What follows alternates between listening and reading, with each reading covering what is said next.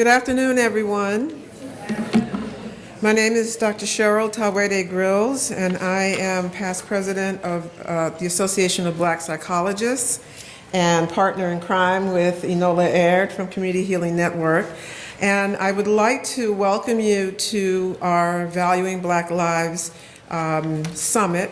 But before we actually get fully into the program, we have a very special guest, the person who has been behind-the-scenes supporter of and champion of our work, the Honorable Karen Bass, Congresswoman from the 37th District of California, ranking member of the Africa Subcommittee.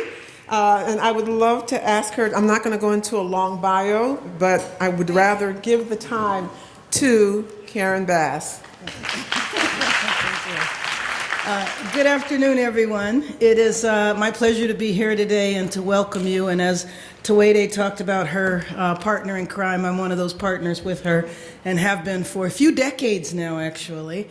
But I really do want to welcome you to the annual legislative conference. Believe it or not, we've been doing this for over 40 years, and our theme this year is defining the moment and building the movement. And I think that's so appropriate for this workshop here because, and I know that when you participate in this workshop, this isn't some passive situation that you're in. If these folks are leading this, they're expecting you to get down to some serious work.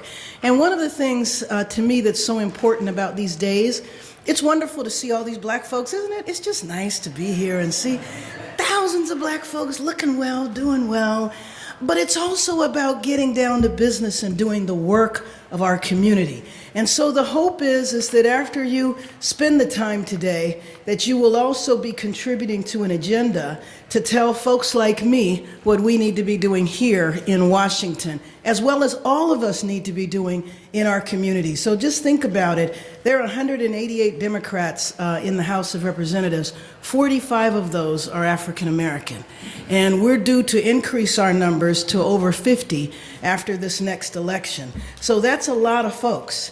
And so to me, your agendas, and I can tell you on behalf of my colleagues, we want to know what's going to come out of this workshop. And we want to figure out how what your recommendations are can fit into the legislative process. I know not all of them will be federal. Most of them hopefully will be community. But I just really appreciate everybody taking the time out to come here to DC, and good luck with the work that I know you're going to do over the next day and a half.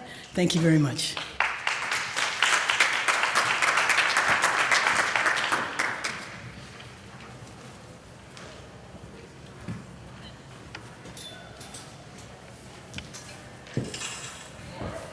Thank you, Representative Bass. Let's give her another round of applause, please. When we went to Representative Bass to ask for her help in helping this dream of ours come true of building a global summit for emotional emancipation, she didn't hesitate. And we asked her for a half a day, and she gave us a half a day and one whole day more. So we are deeply, deeply grateful. Good afternoon, sisters and brothers. My name is Enola Aird. I am founder and president of Community Healing Network. And with thanks to God and with thanks to our ancestors, I welcome you. On behalf of Community Healing Network, and really personally, I want to acknowledge that we have come this far by faith in our Creator. The obstacles that we have faced have been beautifully overcome by the Spirit of God and our ancestors. And so it is with a profound sense of gratitude that we are here today, again thanking God and our ancestors, the amazing people who made a way out of no way. And we will continue to rely on God and our ancestors for guidance through the path ahead. I want to think about the possible paths before us. I want to invite you to join me in thinking about them. I want you to imagine with me for a moment a world in which the global Black community has moved decisively beyond surviving to thriving and to flourishing. A world in which our children know how truly beautiful and lovable and capable and intelligent and worthy and valuable they are. A world in which our children are able to take their places as leaders of strong character and principle to help renew this deeply broken world. That is the future we see at CHN. Our vision is a world in which Black people are flourishing and enjoying life in all its fullness, in body, in mind, and in spirit. Our mission is to help people across the diaspora heal from the historical and the continuing trauma created by centuries of anti-Black racism, to free ourselves from the deadly stereotypes that burden us, and to reclaim our dignity and our humanity as people of African ancestry. We have a very tight timetable for creating a critical mass in this movement. Our aim is to engage a critical mass of Black people in this journey toward emotional emancipation by the year 2019, so that by the year 2020, we as a people would begin to see ourselves in an entirely new and different light. For 5 centuries, we, and I speak here as a mother, Black mothers have been bringing our children into a world that profoundly devalues them. It's time for us to end this. We have to come together, as we will over the next 2 days, to continue to plot a way out of the matrix that we began to identify last year at the first annual Global Summit.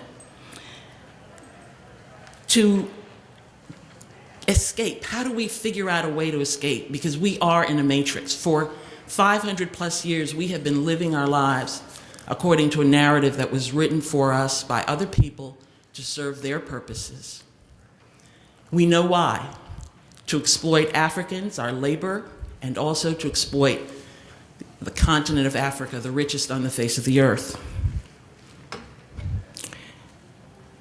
I thank you for being here, for expending the time and taking the energy to join us for what we think will be a very important step for the global Black community, a step toward complete freedom for Black people. Freedom not only in body, but also in mind and in spirit. In a world in which European racism has left so many Black minds for dead, as the author Ayikwe Arma says, we are minds that refuse to die. We are minds that refuse to die. We are brilliant minds that refuse to die, coming from Africa, from Ghana, coming from Europe, from France and Sweden, coming from Latin America, from Panama. We come here with a determination that we will reclaim the narrative that was established for us by our ancestors. We will begin to understand what it was and begin to find a way to reclaim it so that we're not living under the narrative that was created for us by other people to serve their interests. At the heart of that narrative is the lie of Black inferiority, the lie of white superiority. That's the essence of their story about us. As we write our story, we're picking up the work of creating a narrative that says, basically, we are human, we deserve all the rights and all the responsibilities thereto. So, it's time for us to write a new narrative, to write our own narrative, one based on the truth of our humanity. This year's summit follows on last year's, and our goal here is to be very concrete. As Congresswoman Bass said, we are workers. This is a working summit. We work at the summit and we work between summits. We're not here to just hear ourselves talk. We're here to do hard work. And so what we've invited you to do here today is to figure out how might we create a kind of a think tank, an innovation tank, with to get some fresh ideas about how it is that we begin to dismantle their narrative about us and create our own narrative. We've asked all of our panelists to come with suggestions and to share them with you. And then in your small groups, in our small groups, we'll be working to generate more ideas. Those ideas will be part of the Summitt communique that comes out of here as a kind of a clarion call to the diaspora that says, we are getting out of the matrix. At the end, we will also ask you to vote on one simple step that we can take in the next year to begin the process of reclaiming the narrative. And Dr. Grills will tell us more about how that process will be done. The great James Baldwin said that people are trapped in history and history is trapped in them. We are, I like to say, we are plotting our escape. That's the purpose of this. We are plotting, that's what we're here for. We're doing the work of mapping out how we get out, because our children desperately need us to be leading this effort. Our children desperately need to see us at the helm. And I want to just share with you why we picked the year 2019, or picked any year as a target date for engaging in this. Rosa Parks, at the end of the action that she takes in December 1955, is interviewed by a white reporter, and he asks her two questions. The first is, what do you Negroes want? And she says, quite eloquently, we want our dignity, we want to reclaim our integrity, and she goes on, and it's beautiful. And then he says, well, how long do you think it's gonna take? And she says, I have absolutely no idea. With no disrespect to her, we must have a clear target. As Zora Neale Hurston said, Mama exhorted us to jump at the sun. We might not get there, but at least we get off the ground.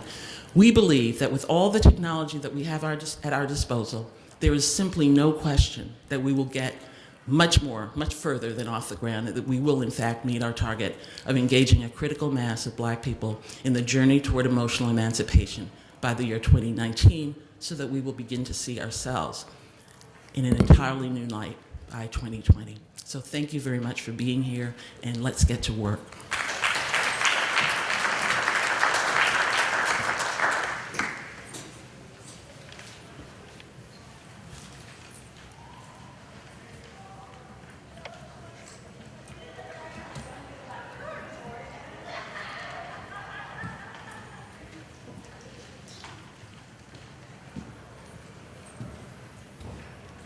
Hotep.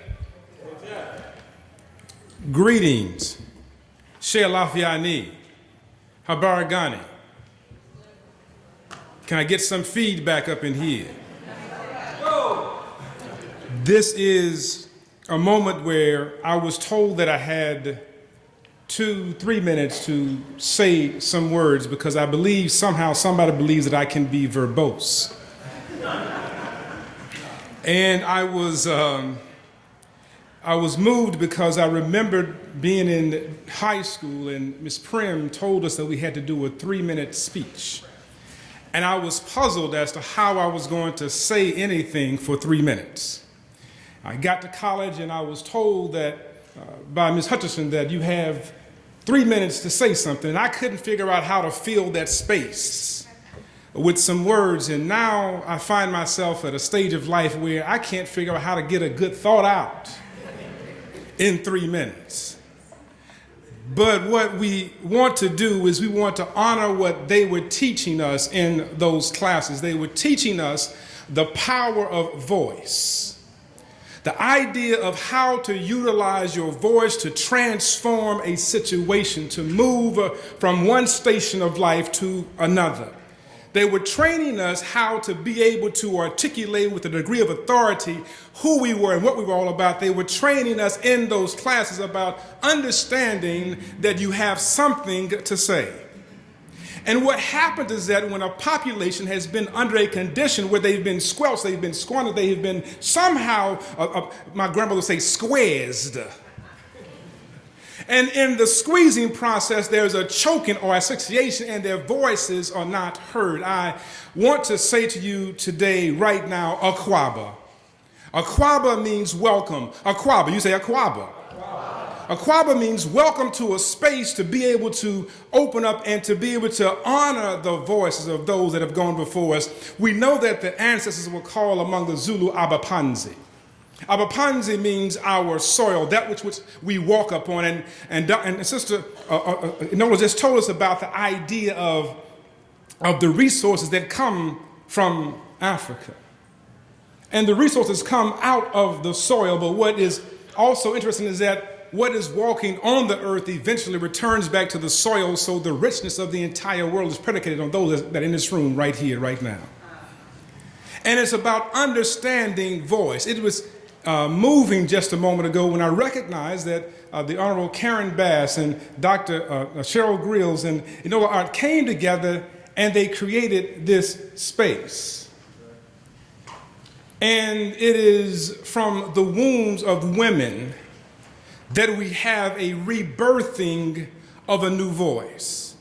And I want you to catch this because everyone in this room is sitting in a circle. And each circle is based on an idea of birthing something new.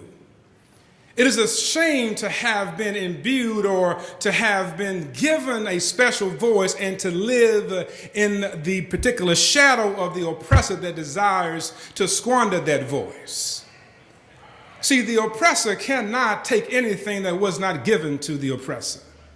The reason that our voice is not heard is not because the oppressor took it, it's because somebody gave it away. My grandmother said you have to be who you is and not who you ain't. Because when you be who you ain't gonna be nobody. But when you know how to use your voice to suggest that you will exist because those that have come before you have existed. The voice that says that I come from the womb of eternity. The voice that says that I came into this space with a profound purpose. You will never allow anyone to squander or to take your voice away from you. This moment is about honoring that voice. And the only reason that we fall mute or fall silent is because we have chosen to do so. And I will not, at this moment of my life, do anything to embarrass those that made it possible for me to stand. Those who chose to eat pig guts, and they transformed those guts into chitlins. Y'all know what chitlins are, spelled chitterlings. And those chitlins, remember, they were the S-O-L-E that was left. They were the soul food that was transformed by the S-O-U-L, the essence to create substance for somebody to survive, that I will not betray them by being silent. If somebody has said something wrong, then I must be able to speak to that wrong. The Dogon says you must understand the power of no-mo. Not the way we think about no-mo, no-mo. But the power of N-O-M-M-O, no-mo, the power of the spoken word. Our elders told us that your word is your bond. My bond with those that have come before me is to be able to understand how to use my voice to transform the minds of those that have come under the oppressor's understanding of themselves to be somehow inferior.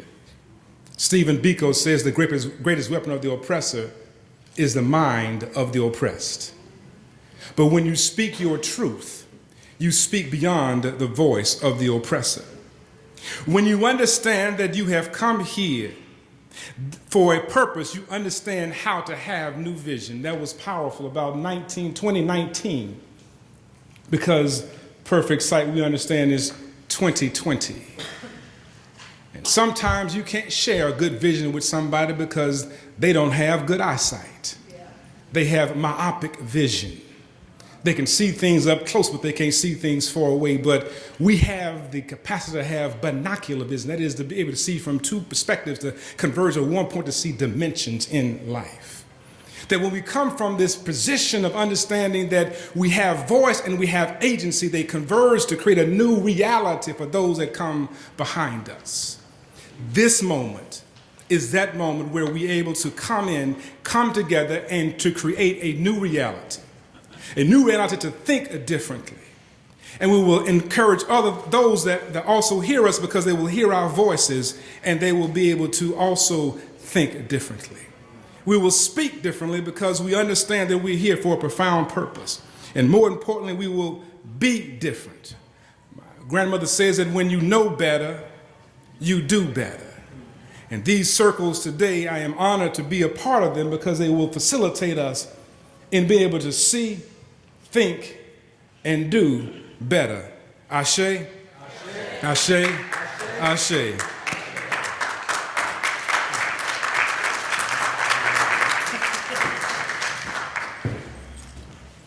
Thank you, my brother. That's it's hard to follow with that.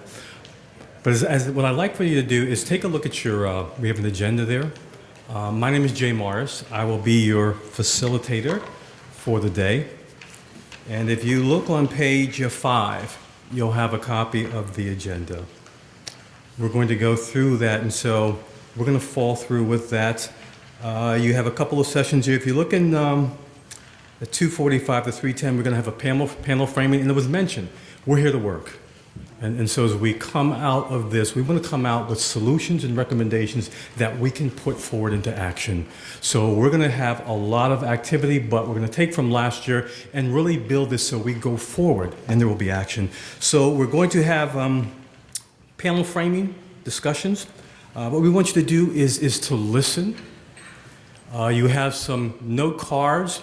It's important also as you do this that you capture key ideas, because we want you to think through in terms of ideas, innovation, creativity, capture key thoughts and ideas as we go through this. Now, the blue card you have will be cards we're going to ask you to put some suggestions on.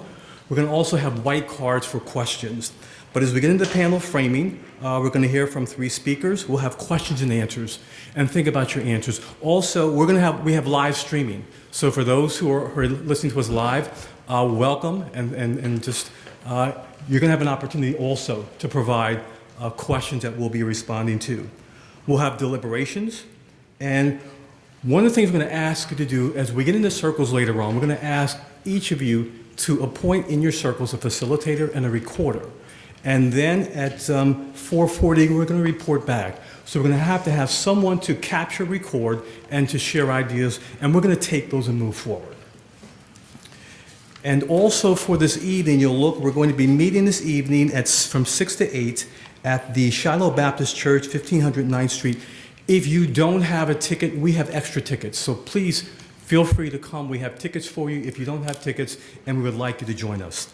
And so as we go through this day and a half, on page 3, again, the urgent question for this year's summit is how do we dismantle the century-old anti-black narrative that has caused and is still causing us to do so much harm and write our own narrative.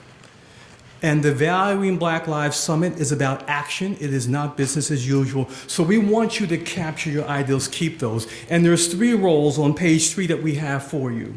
1 are the summit framers. Those are our panelists who will come forth with ideas. We're going to ask you to listen to those ideas, capture those ideas, and we're going to have you then make decisions around those ideas. I mentioned the summit circle facilitators and a reporter. We're going to ask you to have someone in each of your circles to take on those roles, and then summit discussants. If you have a chance, please go through and take a look at this. One of the things I did last night, and I read it a couple times, is I read the bios of the people who were on this program. And I will tell you, I have been in the presence of a lot of powerful people, but I will tell you, in looking at these bios, we have some, and you've already heard a few of them already. But I'm also impressed that you're here. And you're here because of your commitment and the work you do. We have probably about 100+ powerful people in this room. And I was just thinking about what is possible when you get powerful people together. 100, 200 powerful black people can make a change, not only in this country, but globally. And if we can put our thoughts and our minds together and take those forward, we can create some change. And as I looked at these bios, There are some very impressive things that have been done, but I do think the best is ahead of us. So as we go through this day and a half, the goal is to come out of here with ideas. We want to come in to have a think tank of innovation and creativity. That means we come in to listen, inquire. We don't need to advocate to put forth our ideas, but how do we take the best of what we have in here, take it forward, and move this so that we create something different? So we're going to talk about just moving this forward, being open to ideas. And so keep those things in mind as we go through, because this is going to be a working session. And so with that, I'd like to introduce my sister, Linda Myers. And look again at your Linda James Myers. Look at your bios on page 8. But Sister Myers is an internationally recognized scholar and cultural critic known for her research and production of cultural, syntactic, psychological knowledge, has served as president and elder, and this is what I love, elder of elders. Now you know there's wisdom. Elder of Elders of the Association of Black Psychologists, previously Dean of the Graduate School of Psychology at New College of California. She's currently a professor at the Ohio State University and director of their African American and African Studies Community Extension Center. Please help me welcome Sister Linda Myers.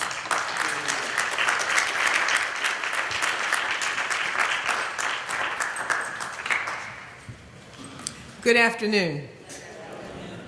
Or should I say, Sobone, Zulu for I see you. And you know what I see in you? I see what our ancestors knew. I see your divinity. I see your power. I see your spirit. You know, I'm honored and humbled to have been asked to do the grounding since we've had 2-3 speakers ground us already. But I would say our mission is tremendous. And as you know, we are well prepared. What comes to mind is Anna Julia Cooper at the turn of the previous century saying, and there's a voice yet to be heard at the bar. And we're now into the 21st century and there's still a voice yet to be heard at the bar. And that's the voice of black people who love black people, who love being black, who wouldn't want to be anything else but black. That voice is the voice yet to be heard. That voice is the voice that will be the basis of the new narrative. You know, I have done 40 years, as our Moss talks about, in the slaughterhouse of the mind. But that's okay because I was there with intention, purpose, and on a mission. So most of my time there was devoted, or has been devoted to, not just understanding how these people are so crazy. What? How do people behave so badly? And what's worse, how do people behave so badly and then everybody else walks around like it's normal, there's nothing wrong? You begin to think what? Oh, shit, maybe I'm the one that's crazy. No. We're not crazy. They're crazy. And as you can see, they're still as crazy as they've ever been. Still as crazy as they've ever been. So our narrative actually isn't going to be a new narrative. It's going to be the resurgence of an ancient narrative. That narrative which was in the beginning is now and shall ever be. When we think about those souls that refuse to die, we have to concede that we are those souls. We in this room today. If you didn't know who you were, now you know. You are those souls who didn't drink the Kool-Aid. You are those souls who said, you know what? You can do what you will to my body, but you can't touch my heart, mind, and soul. And there will come a day when my children will gather in the capital of this nation, and they will speak truth to power. and not only speak truth to power, they will command with the reverberation of their words. Because as President Washington shared, our words have power. Just the fact that we send those vibrations out, they'll come back having done their job and replenish us. So I only have 5 minutes. I need 5 hours, but I'm only going to do 5 minutes. Basically, what I want to say to us this afternoon is that if we think about humanity being on a race around a track, and it looks like we're coming up behind white folk, what we forget is we've lapped them by at least 5,000 or 6,000 years. We think that we're running up behind them and we're behind them. No, no, no, no. It's just where we are in the cycle. And we're about to overtake them, but it's up to us. See, the old narrative that they had, it's defunct. Because anyone who was believing that ought to by now say, what? Nah. The new narrative, though, is what we need you this weekend to create. We need for you to understand that who you are is good enough if you can just be it. In fact, who you are is good enough, better than good enough, if you can just be it. So what I want you to do is stand on your feet. And I want you to say to the person to the right and to the left, who I am is good enough if I can just be it. In fact, it's better than good enough. Now I want you to do another little exercise, which is to say, no one is better than me.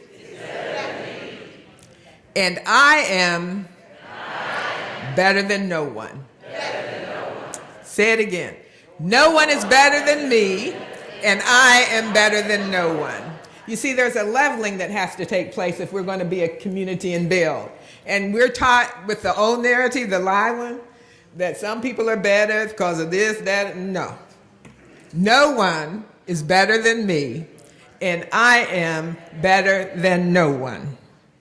When we get clear on that, what a power. When we get clear on that, nothing related to how I look, my clothes, my income, my position, degree, none of that makes me better. You know what makes me better? The love I have for you. That seals the deal. That seals the deal. So what we need to do then is know that the fact that we have for at least 5/8 of our time in America been treated and seen as chattel. 2/8, no rights we can speak of, Jim Crow, black codes. And 1/8, finally we have so-called civil rights. We're babies in this context, but that's okay, because we come as old souls. So I see them trying to tell me my time is up, so I'm going to go ahead. I'm going to go ahead and close out by saying, as Jesse Williams said, and you can sit down, just because we're magic doesn't mean we're not real. And we are magic. We are magic. So now, before I sit down, I'm going to make you stand up again. And what I'm going to have you do is stand in your power. And I'm going to have you think about those loved ones, those ancestors who came before that we might be. And this room is filled with them. I am seeing Brother John Henry Clark is here. Asa Hilliard is here. Marcus Garvey is here. Malcolm X is here. Martin Luther King is here. There are so many here we can't name. Your loved ones, they're here too. So I want you to gather the energy they're bringing us, gather it up, and I want you to put it over your head. Now I want you to bring it down to your crown chakra. Now I want you to bring it to your third eye. Your third eye is what's going to allow you to see beyond what appears. Then you realize. Then your mouth, going to allow you to speak. And then your heart. Then embrace that energy and put it down to your legs, signifying you're going to take action. You're going to walk with that energy. And then put your hands over your lower belly, your uterus if you have one. And that's symbolizing your commitment to future generations.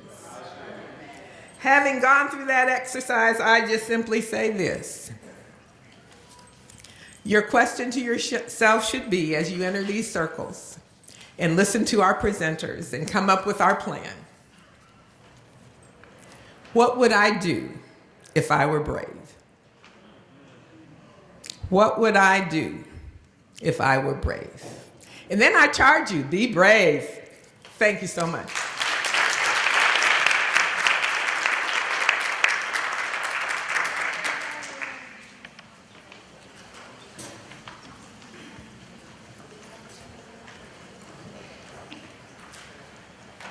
Good afternoon again, everyone. So, based on feedback from last year's summit, a number of people who are familiar with the work that Community Healing Network and Association of Black Psychologists has been doing in the form of emotional emancipation circles knew about our circles, knew about the power of the circles, knew about the healing and enlightenment that comes from the circles. So when they came last year, they just knew there was going to be some circle time. But we did not offer circle time. So a big piece of feedback was, please insert something that feels like or looks like the emotional emancipation circles as part of the summit. So we are doing that this year. We're doing one today and one tomorrow. So what we're going to do today, it'll sound like a slightly complicated process, but it really is not. It's been done with groups even larger than this one. You just got to listen carefully to the instructions, okay? And this will be a good point to actually lower the blinds. Thank you. So let me explain how this works. As participants, I'm going to ask you to form a large circle around the room. One big circle around the room. Okay, you don't have to hold hands or anything. You just got to be in a circle, and we'll probably use some of the outer pathways. Okay. Once you get to the big circle in the room, just kind of see who's around you. Say hey. No long conversations. And then I'm going to ask you to count off A, B, and C, so that everybody will be an A, a B, or a C. We're going to do an exercise of active listening and active speaking, and an exercise of So Bona, which you heard from Dr. Myers a few moments ago. So here's how it works, and then we'll get in the circles, in the big circle. So let's say that all the B's, I tell them, B's, you will go the first round, and then I'm going to read a question to you, and then you have 2 minutes to answer that question to the A and the C who's standing next to you. Right? So once you get into this big circle, you're going to then turn, and you know if you're an A, B, or C, and cluster in a little mini circle that's an A, B, and C. You're going to answer a question for 2 minutes. Whoever is designated, whichever letter, you're going to answer, and then I'm going to tell you in a particular sort of way to move. And then you're going to do it again, but this time the B's may speak, the A's and C's may listen. And then we'll do it a third time, but this time the C's will speak, and there'll be different questions each time. Then I'm going to show you a clip, and you're going to watch it, and then you're going to look at each other, and then I'll tell you what happens after that, all right? So everybody up, one big circle in the room.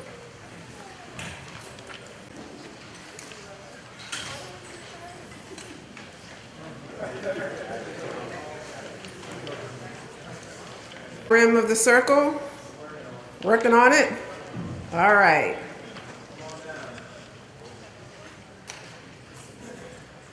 All right, so now I'm going to start here with Enola and ask Enola to start with the letter A and then move counterclockwise, so it will be right to her left. B, C.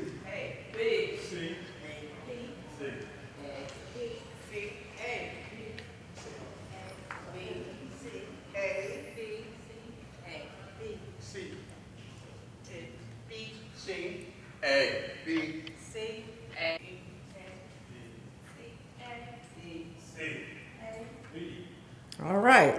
Okay. So we'll have you guys go into another group, the last two, okay? So here we go. Now, remember your letter, or this will be really messed up. You must remember your letter. When it's time for you to speak, it's your time to speak. Your story is yours. Think about this as confidential, safe space. Tears are okay. Tissues will be provided. If it feels uncomfortable, that's perfect. Go far, go deep. Remember, we said we came into this room to roll up our sleeves and do work, right? If you are listeners, you will do just that. Listen. No dialogue, no responses. You're simply going to listen. Okay, so what I would like is for all the ABCs to actually turn into each other. So now, Kevin, you join them, and you join them, okay?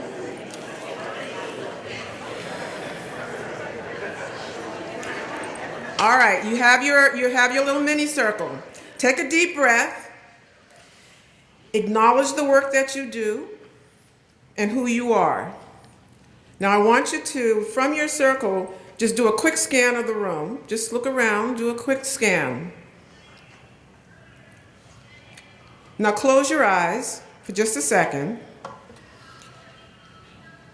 What were the first 3 words that come to mind when I say, what were your assumptions about the people you saw in this room?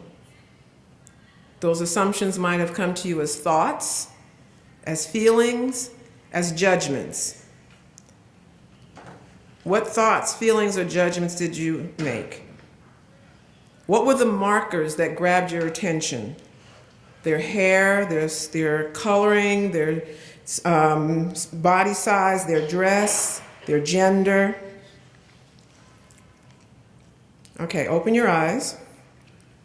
So Kevin, you and the other young lady who were put up, you guys will stay stationary. You won't move ever, okay? You just stay in your groups. All right, I'd like for the A's, all the A's, raise your hands. Okay, I would like for you to move one group clockwise. Clockwise. Yeah. No, clockwise, actually. One group clockwise. Just one group clockwise. All A's move one group clockwise. All right? That way. All the B's move one group counterclockwise. So by the time you're done, you should be back in groups of 3s. All right. Now we're ready. I would like for all the C's, raise your hands. For 2 minutes, C's, I want you to answer the following question. If you could dedicate today's topic to one person, and they don't need to be in this room, they don't even need to be alive, who would it be and why? Go.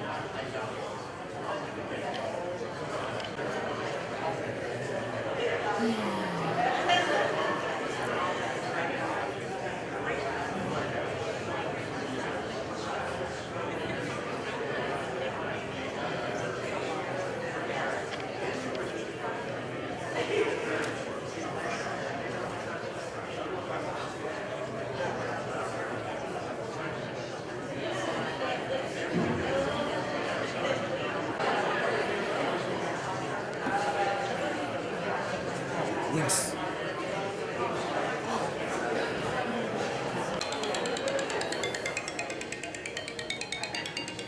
Okay, so now, thank the person that spoke to you. And now I would like to ask the A's to move one group clockwise. Clockwise. One group clockwise.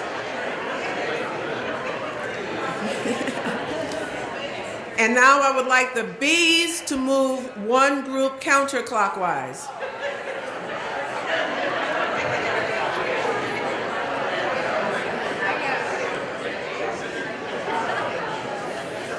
Okay, everyone's in their group?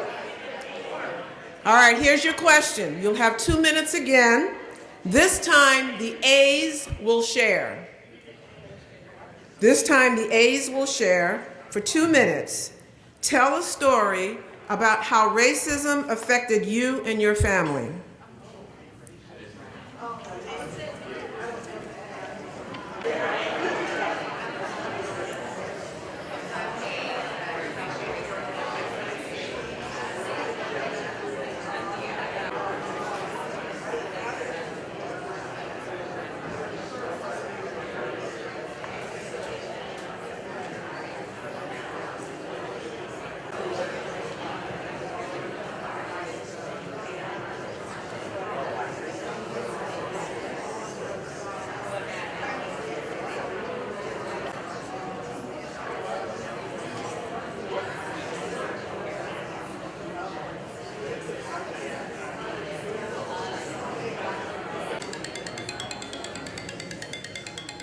Okay, so now, if I could get the timer to stop. There we go. Now, thank the people that talked and shared. And I would like to ask the A's to move one more group clockwise. This is the last go around.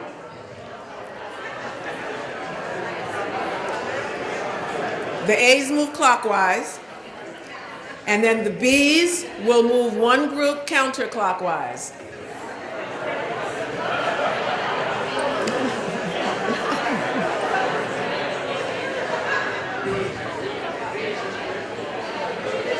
Okay, everybody's in their group? The last question. This time, the B's will share. So that means the C's have already shared. The A's have already shared. Now the B's will share to the following question. Talk about a recent time when you witnessed or experienced an act of discrimination. What did you do or not do about it? Okay.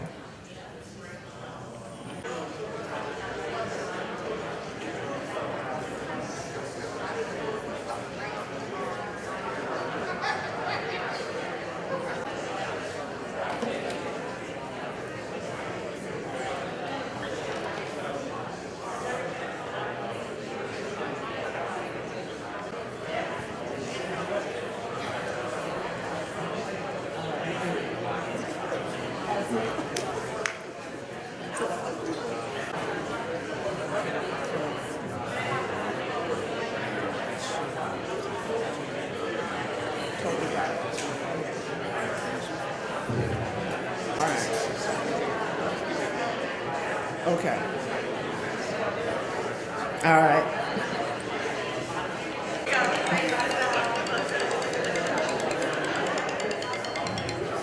Okay. I would like for you to thank the person that shared. And then I'm going to ask that it's time for the lights to be dimmed. And I'm going to ask you to watch a very brief clip. You might even want to come in closer so you can see it. This is a short scene from the series Underground. And I want you to watch this clip, this scene, thinking about it as a metaphor for the dynamics of what happened to our people in the past, but actually a metaphor for the things that still happen to us, to our children, to our families, to our women, to our men, to our communities. And then the setup for the clip is, this is back during the period of enslavement. The mother and the daughter are on the veranda serving the white master and mistress, and the two little boys are playing. One little boy is the white son of the owners. The other little boy is the son of the mother and brother of the daughter. And then the people are standing around, okay, in the community. So here we go.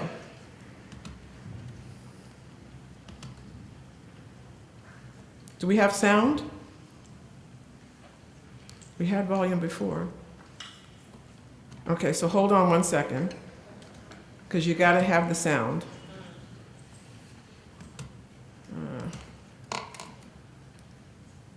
And let's just take this back. Oh, come on. Anybody know how to make this stop? Quickly now, Rose. Okay, so let me see if I can just back it up just a little bit so you have some of the sound effects.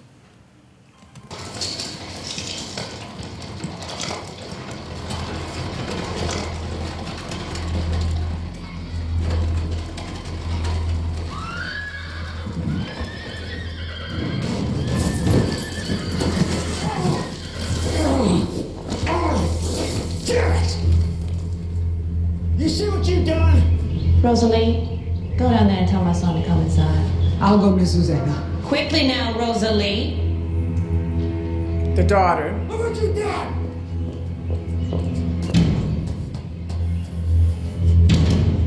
You got them all dirty! Them things worth more than your life, boy! Mr. Bill? Get your hands out. Pull them out! Mr. Bill? Miss Susanna wants Mr. T.R. and James to go back up on that porch with us. I was gonna pay for wasting my time. Hold them out!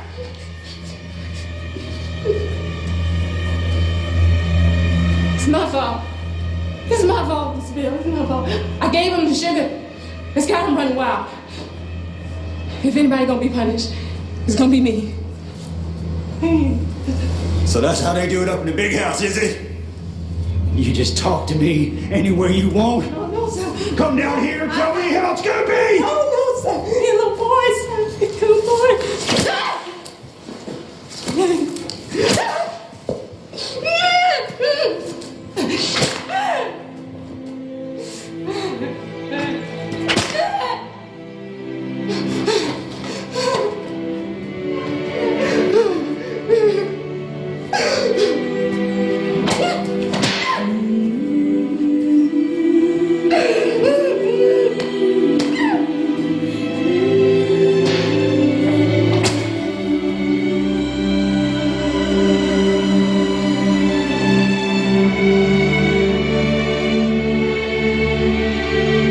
Massa, guests are coming up the drive.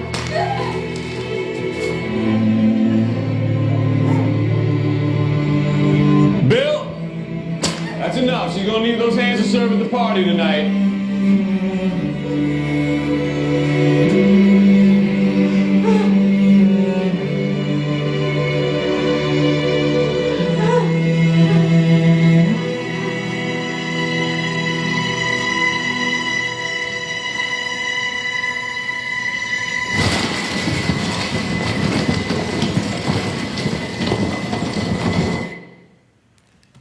So, thinking about that as a metaphor for an innocent child, for a mother who couldn't protect him, for a community that couldn't protect her, for a daughter who stepped in to try to take the pain and the punishment to protect another member of the family, for the community to feel helpless. How do we actually experience that very dynamic today when we watch what happened in the classrooms, when we watch what happens with the murder of our people at the hands of the police, when we watch what happens to our people as they try to live the American dream and get that education and go after that career and job and then hit the glass ceiling? So as you think about this, it reminds us of why, like our ancestors, like Harriet Tubman and Toussaint and Du Bois, that we must press on and not be trapped in history. That we have to become conscious and aware of the matrix that we are in, that when we are getting these lashings, the many forms in which they come. And so now I ask you once again to scan the room and look at each other.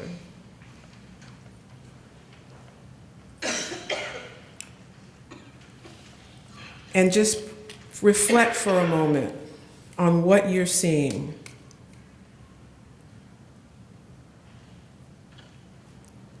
And for a second, compare the eyes through which you see us now and the eyes through which you saw us when I first asked you to do that scan.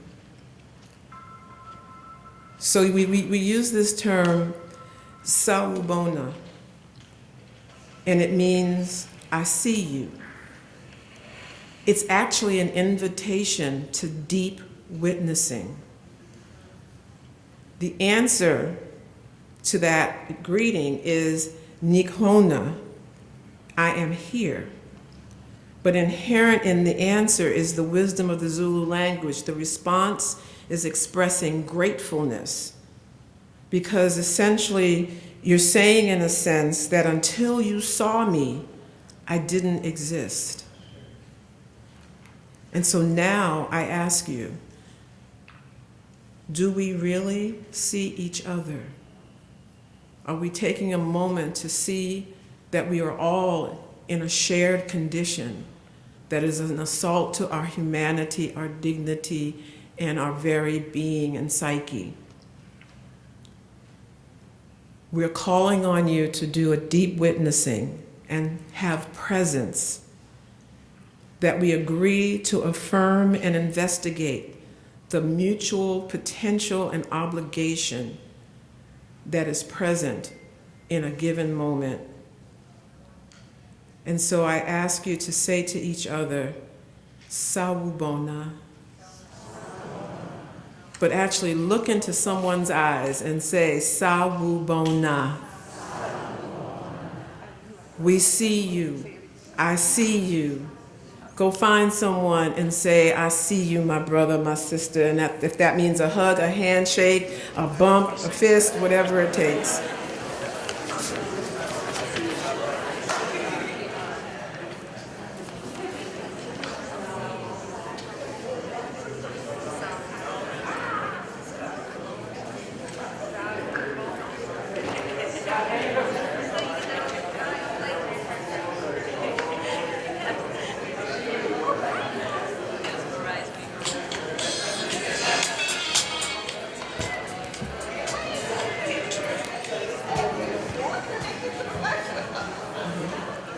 Thank you. All right, so let us go ahead and find our seats. Thank you for sharing in this emotional emancipation experience.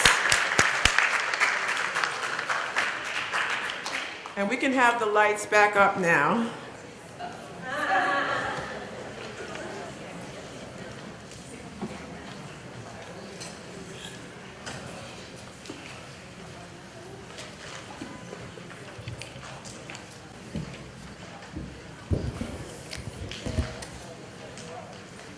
Okay.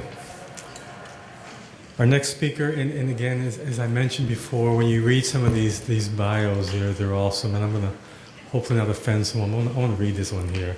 Brother Browder is an author, publisher, cultural historian, artist, educational consultant dedicated to the positive portrayal of the worldwide African experience. He has authored or co-authored 12 publications currently used in classrooms around the world. He's a graduate of Howard University, Bison, and has lectured extensively throughout the United States and 5 continents, is the founder and director of IKG Cultural Resources, and has devoted 35 years researching ancient Egyptian history, science, philosophy, and culture. He's the first African American to fund and coordinate an archaeological dig in Egypt, has led 21 archaeological missions to Egypt since 2009. And through the ASA Restoration Project is funding the excavation and restoration of two 25th Dynasty tombs on the west banks of Luxor, Egypt. Help me welcome Brother Bradley.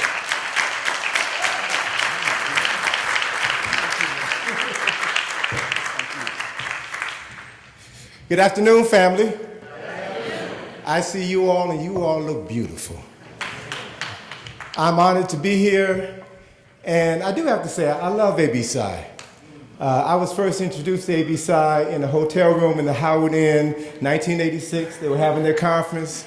I was sitting with Asa. He introduced me to Edward Nichols, Naeem Akbar, and other folk, and my life has not been the same since then. So I'm grateful for black people who love black people who understand black thought, the power of black thought, the beauty of black thought, and the ability to express ourselves in ways others would deny us. So I'm here to do the impossible, and that is to frame our Ma'afa and put it into a historical context in 14 and a half minutes. I'll do my best. So it's all about context. It's all about context. This past Sunday was the 15th anniversary of 9/11. Everyone knows what happened on that day, 15 years ago. 2 planes crashed into the World Trade Center in New York City. A 3rd plane crashed into the Pentagon right across the river from here. And a 4th plane crashed in the field in Shanksville, Pennsylvania, which was destined to crash either into the White House or the Capitol building. And as a result of the approximate life of 3,000 people, this government went to war. They first sought out those enemies who would attack this country, and they've waged war against that enemy for the last 15 years. It is a war that they will never win. But understand the process. Someone hurt us. We need to find out who it is and make them pay.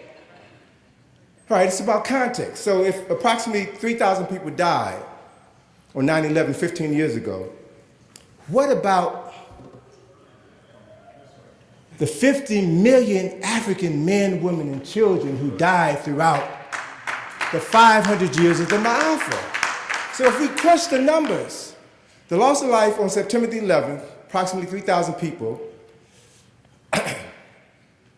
would have to happen every day for 44 years and 8 months to equal what happened to African people. Who's asking the question, who perpetrated this atrocity against African people? How will we hold them accountable and see that justice is meted out? But we're supposed to forget that. Slavery happened a long time ago. We're supposed to forget.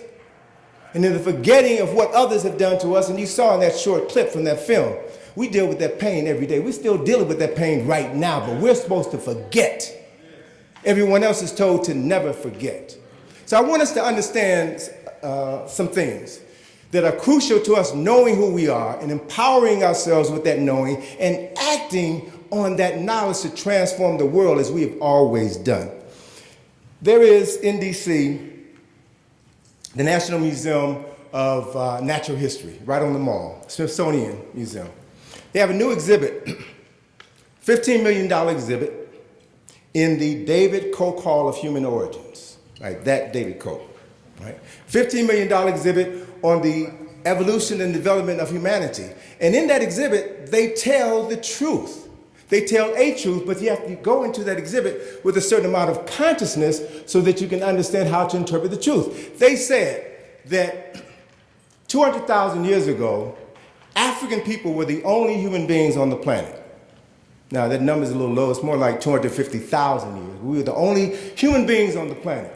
And that 40,000 years ago, a group of these Africans began migrating east, populating the world. And then about 40,000 years ago, another group of these Africans began migrating west and populated what is now known as Europe. So if we process that, that means the first human beings in Europe were not white folk, they were Africans. And another part of the equation, which they didn't have the knowledge of at that time, information that just came into light about 2 or 3 years ago, geneticists have just recently discovered the gene that produced white people. And they said that that gene mutated 8,000 years ago. So the people now classified as white, i.e. Europeans, have only been on this planet 8,000 years. And African people have been here at least 250,000 years. We're the prototype of humanity.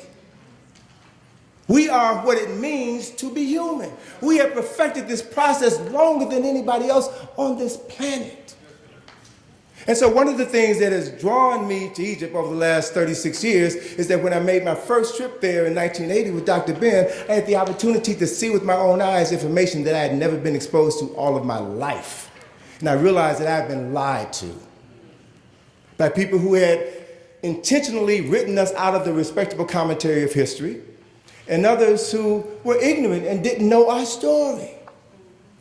But once I realized that I've been lied to all of my life, I realized I had a responsibility to educate myself. And once I educated myself, I had a responsibility to share what I knew with others. So I've been doing that for the last 30 odd years. And the work that we're doing now is the most important work that I've ever done in my life. The work that we're doing now with the excavation and restoration of two 25th dynasty tombs, two 2,700-year-old tombs of two African noblemen who lived in Egypt from Kush. This project is called the Asa Restoration Project, dedicated to the memory of my dear friend Dr. Asa Hilliard, who passed away the year before we started this project. So we have literally dug up our past and connected the dots and are now able to tell a story that others have been attempting to hide from us.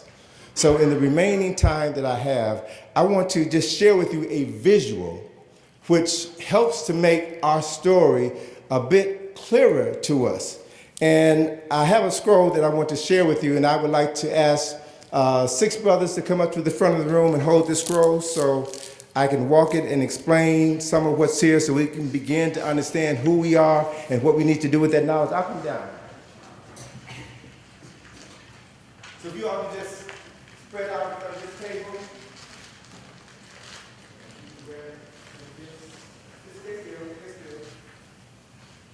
Hold it at the top so everybody can see it going down. Yep. Hold the top and bottom so it's straight. So this is the timeline that a colleague and I created in order to teach history. We have 8,000 years of history, documented history. Our story, beginning at 5200 BC. And in this instance, BC stands for before Caucasian. This is the documented story of what Africa did before the Europeans in the world. We were the first people to think, to write, to reason, create the first universities, the first psychologists, the first physicians, the first dentists. It's all documented. The first architects and engineers. It's all here. The first people to conceive of time, divided the day into 24 hours. Created the first calendar of 365 and 40 days that was developed by our ancestors in the year 4230 BC. We know that to be a fact. And as we walk down this timeline, we can begin to see what our ancestors did in Africa, not in the Middle East. And every time I hear that word, I cringe. There's no such thing as the Middle East. If Egypt is in the Middle East, then where's the Middle West? Where's the Middle North? Where's the Middle South? It was a lie that was created in order to remove the oldest documented presence of civilization on the planet from Africa to someplace else, so that mentally, emotionally, and spiritually, we would be disconnected from our ancestors and they would win. So we have the images of Africans and the structures that they built, the temples that they built, the monuments that they built. We have their images so that you can see they're all Africans. They look just like the beautiful people in this room.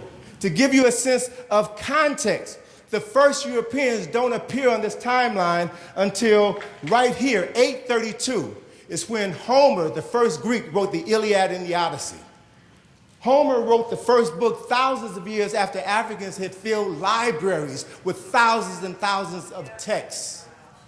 Then we have in 776, Romulus and Remus founded the city of Rome. So right here, this little period right here is the beginning of Greco-Roman European history and culture. The foundation of Western civilization is right here.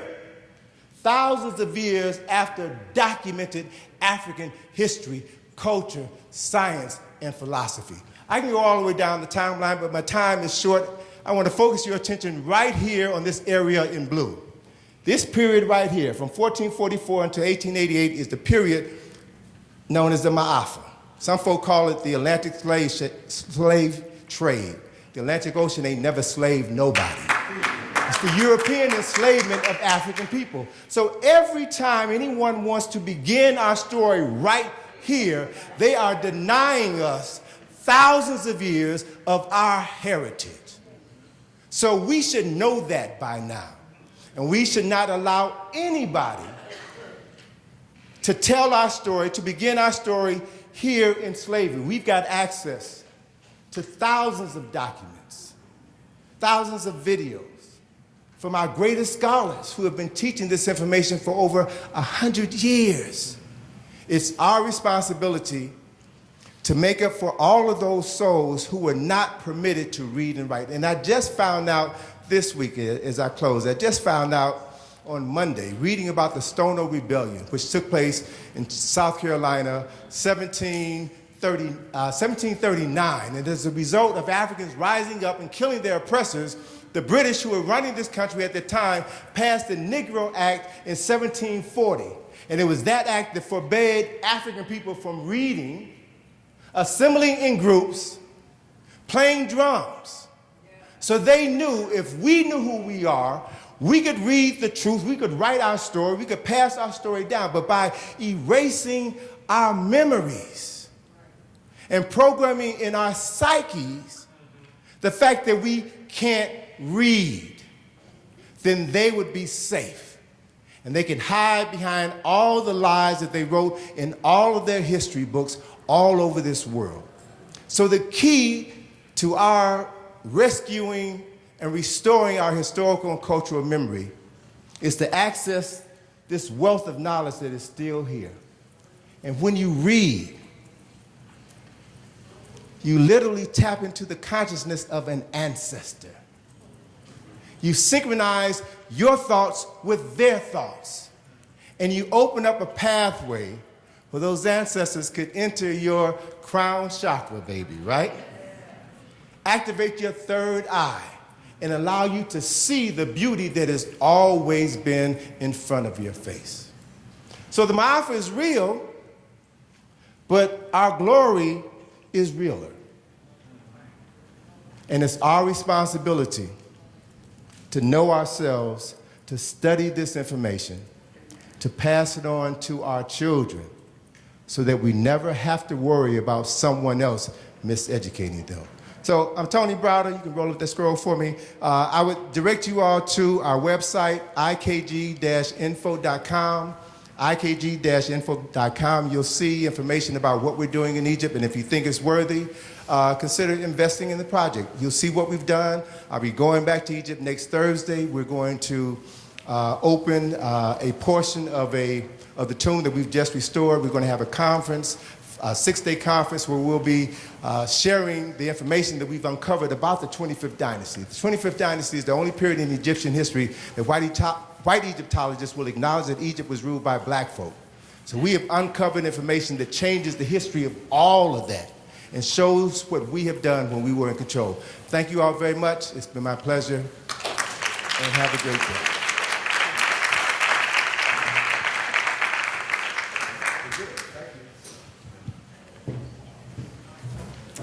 Every time I come up here, my breath has been taken away, so it's been powerful.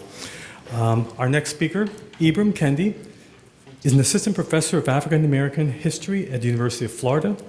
His second book, Stand from the Beginning, The Definitive History of Racist Ideas in America, was recently released by Nation Books, recently featured in the Washington Post's summer reading list. His op-eds have appeared in Salon, the Huffington Post, the Chronicle of Higher Education, among other venues. And before I bring my brother up here, please also remember tonight, again, Brother Browder will be recognized in the celebration this evening, so we want to make sure that you get there. But with that, Brother Ibram, come forward.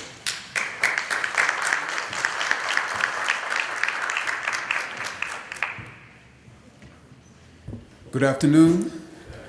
Ashe. So when I first saw the schedule and I saw that I had to follow Tony Browder, I was like, okay, that's going to be a difficult task.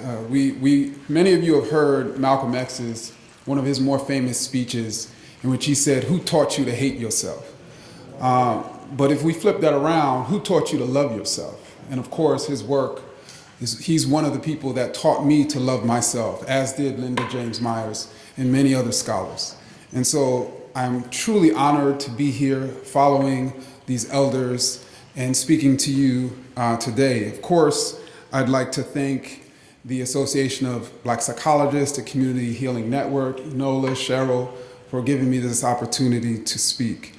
I am speaking to you because I just published this book called Stamped from the Beginning, The Definitive History of Racist Ideas in America. And it's my job to sort of set the stage for the anti-Black narrative, which I essentially did in this book. And you know, this book has done pretty well. Yesterday I found out that Stamped from the Beginning was placed on the long list for the National Book Award. But I'll say that me coming to speak to you all about this work is what truly is most dear to me and what's truly most dear to the story that I tried to tell in this book. And so I want to try to sort of do that in about 15 minutes or 13 minutes. And so this text is a narrative history of racist ideas, stretching from 1453 to the present. And in order to write any history book, I first had to define what a racist idea was. And this text specifically focuses on anti-Black racist ideas, anti-Black racism. So I had to define what an anti-Black racist idea is. And I defined it as any idea that suggests that Black people or a group of Black people are inferior in any way. And the reason why I say a group of Black people is because Black people, like other racial groups, are a collection of groups, right? So you have Black men, you have Black women, right? You have Ghanaians, right? You have African Americans, you have Haitians. Black people are a collection of groups, right? And so it's not just notions that Black people in general are inferior, even notions that specific Black groups, like the Black poor, are inferior. And I chronicled this history over the course of nearly 600 years. And so when I define racist ideas as such, as any idea that suggests a Black group is inferior in any way, the first set of racist ideas that I had to interrogate were actually my own. And so I was born and bred in the United States of America that from the first book that I read was teaching me notions in ways in which Black people were inferior. Black groups were inferior, some of which that I had internalized over the course of my life. And so in order to sort of chronicle the history of racist ideas of others, I first had to sort of interrogate my own. And once I interrogated my own, once I chronicled these 6 centuries of racist ideas, I realized, or I sort of encapsulated all of that history into sort of one sentence. And that is that the only thing that is wrong with Black people is that we think something is wrong with Black people. Let me say that again. The only thing that is wrong with Black people is that we think something is wrong with Black people. So Black people aren't lazy, right? Black people aren't criminals. Black people aren't hypersexual. The only thing that is wrong with us is that we think something is wrong with us. So in studying 600 years of theorists trying to ascertain the ways in which Black people are inferior, I only found evidence for one theory, and that is that we have internalized these ideas that we are inferior. And so another thing that I found with this text, and another thing that I sought to show, was the sort of purpose, what has been the historic function of anti-black racism in America, even in Europe, throughout the world? What has been the historic function? That function has typically been to normalize and rationalize racial inequities, racial disparities, racial violence. So we can look out at the world and see these mass disparities between, for instance, the wealth of Europe and poverty levels in Africa and think that that's normal. We can look at these communities and think that it's normal that 40% of the incarcerated country and the incarcerated population in this country is black, because supposedly we have internalized the racist idea that black neighborhoods are more dangerous or black people are more criminal-like. And so that typically has been the function of racist ideas, to make you and I, as well as other people, believe that these disparities that have been perpetuated, these inequalities that have been perpetuated against us, are our fault, that we are to blame, that it has not been white supremacy, right? That it has not been racist policies that are initiating these inequities and inequalities. It's our fault. It's something about our behavior. It's something about our culture, right? It's something about us. And so then after I sort of realized this function, I began to sort of think about this narrative that we've been taught. And this narrative about race that we've been taught in America. And this narrative basically states that you have ignorant and hateful people. And it is these ignorant and hateful people who essentially take on or internalize these racist ideas. And then because these people have these racist ideas, that's why they enslave people. That's why they segregate people. That's why they mass incarcerate people. It's because of their racist ideas. They're so racist, and that's why they initiated the slave trade. That's why they initiated slavery and segregation and mass incarceration. And so what that then means, based on that narrative, is it's our job, supposedly, as racial reformers, to try to persuade and educate away the racist ideas of these people. That's the narrative that we've been taught, right? But what I found, when you actually study these people who are producing some of the most powerful and influential racist ideas over the course of American history, I found that that sort of narrative is actually quite the opposite. And what I'm ultimately saying is that racist policies have led to racist ideas, which then the circulation of those racist ideas led to the ignorance and hate. What am I saying? What I'm saying is that after you've had the initiation of racist policies that led to all of these disparities and inequities, and then you had these thinkers who utilized their platforms to justify those existing policies and inequities, and then the circulation of their literature then led to our ignorance and hate. And so that's why all of these liberal racial reformers who tried to persuade and educate away the racist ideas of powerful people, that's why it's failed. Because they didn't initiate these policies in the first place due to their racist ideas. They initiated out of some political, economic, or even cultural self-interest. Right? And so that's essentially what I show in the text, that you have over and over again these powerful people producing these racist ideas about somehow black people being inferior. And sometimes, and typically to substantiate some policy that benefits them. And sometimes these people don't even believe the ideas that are coming out of their mouth. If not most times, because we don't even know. Like Thomas Jefferson, as you know, would date a black woman for the,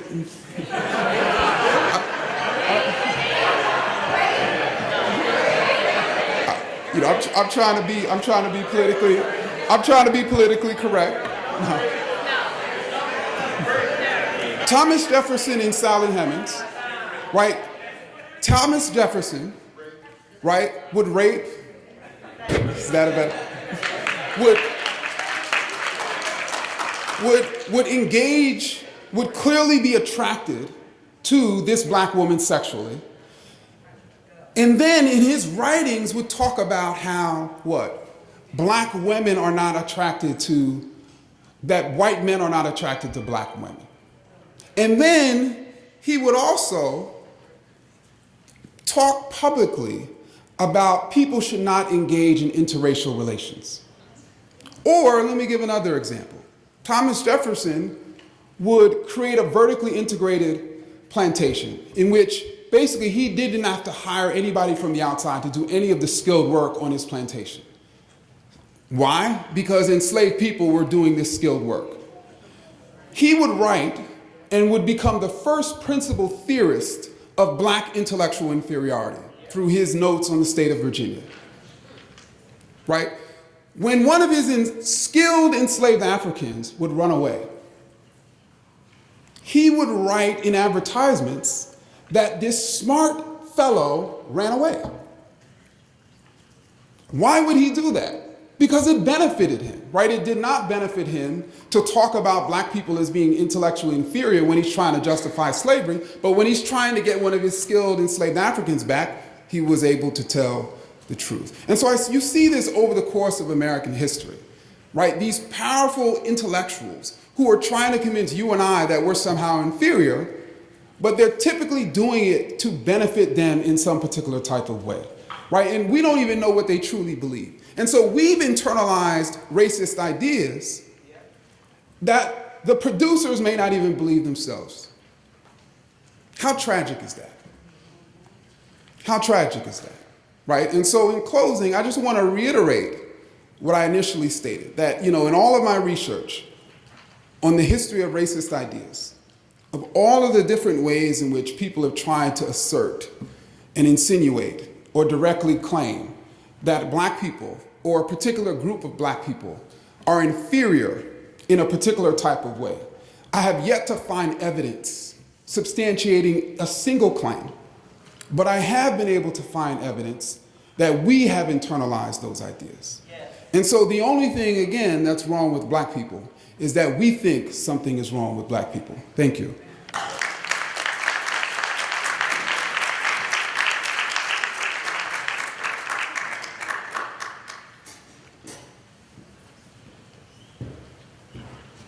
So don't forget to purchase Stand from the Beginning, The Definitive History of Racist Ideas in America, and tell your friends and your family to pick it up. Next, we have a panel discussion. We have with us three very distinguished speakers. We have Muriel Fanon Mendez France. Is she here? Yes. Did you come up?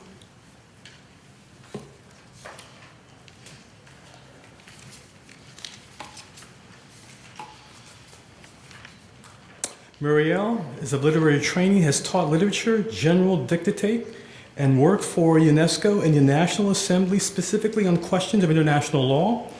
She is currently a consultant in a law firm. She is founder and president of the Frantz Fanon Foundation, and since 2011 has been an expert with the United Nations Working Group on People of African Descent, which she chaired from 2014 to 2016. Come on. We also have with us, Mamadou Malcolm Yallo. Please have a seat, yes. Mamadou Malcolm Yallo is, let me see, where is he?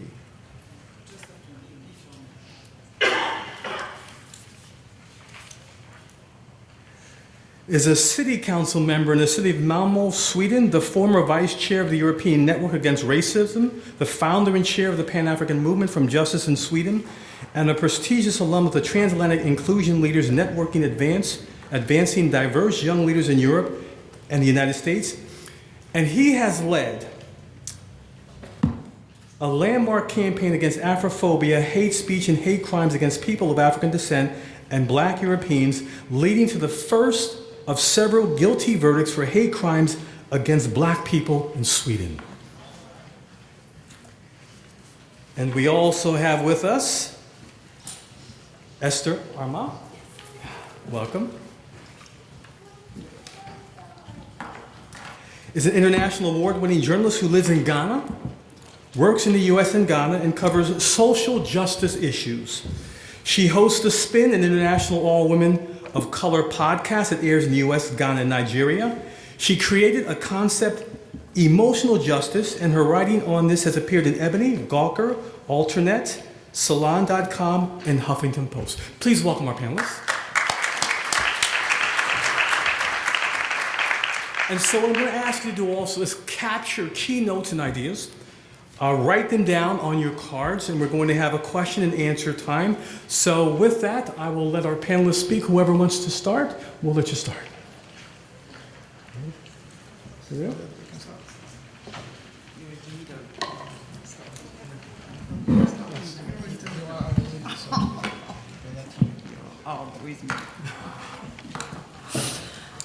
Good afternoon, everybody. It's my first time in such event, and I am a little bit surprised because normally I will come with a paper I prepared before, and this time I was a little bit disturbed by the way it's doing, because in Europe we are absolutely not doing such things. It's impossible even to think about that. To make a big circle to A, B, C, it's impossible. We are so Jesuitic or so Cartesian, it's impossible. But anyway, it was a discovered for me, and a good discovered. But I'm wondering what I could say after that. I have prepared some paper, but I will not read it. I agree with what said the last speaker about the issue of race. And we have to say not race because it's not a concept. Race is not a concept. Is it a pseudo-concept used for categorizing and classifying the society, the human society, between being and not being?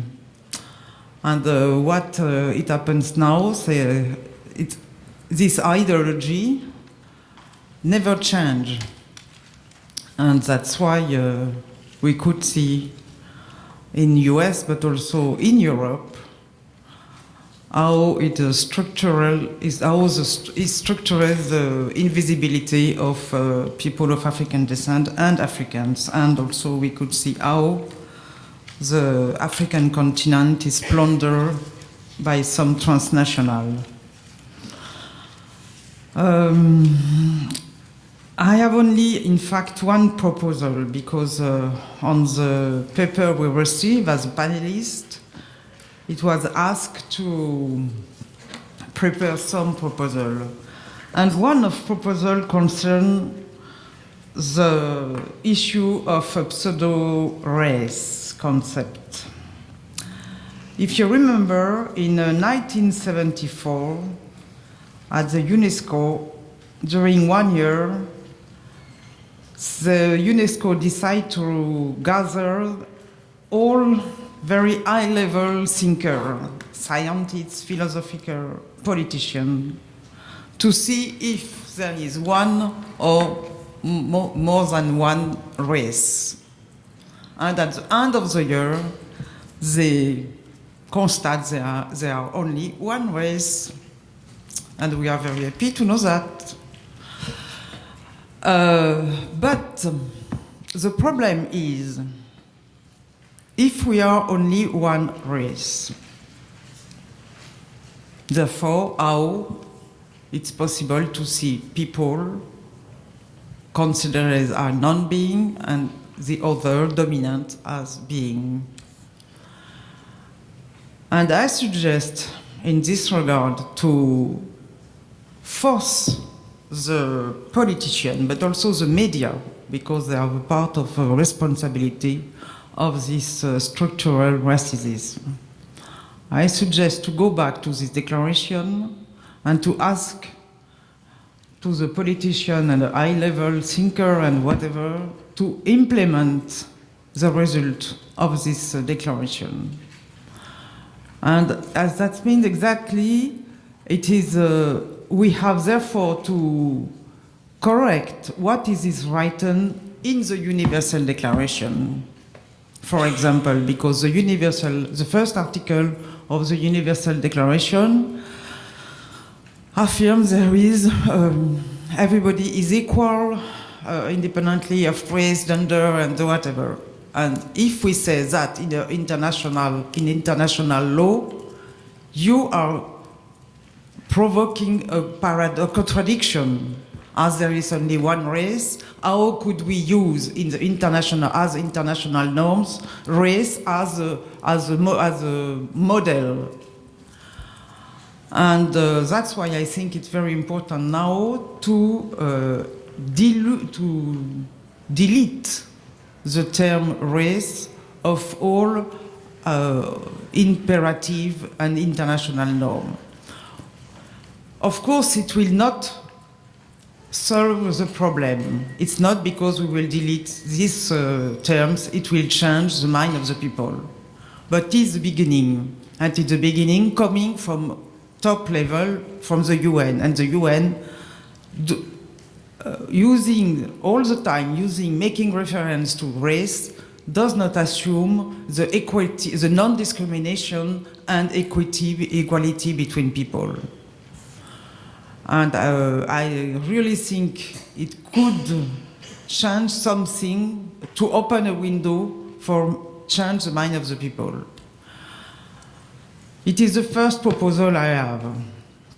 The second proposal is to really open the file for reparation.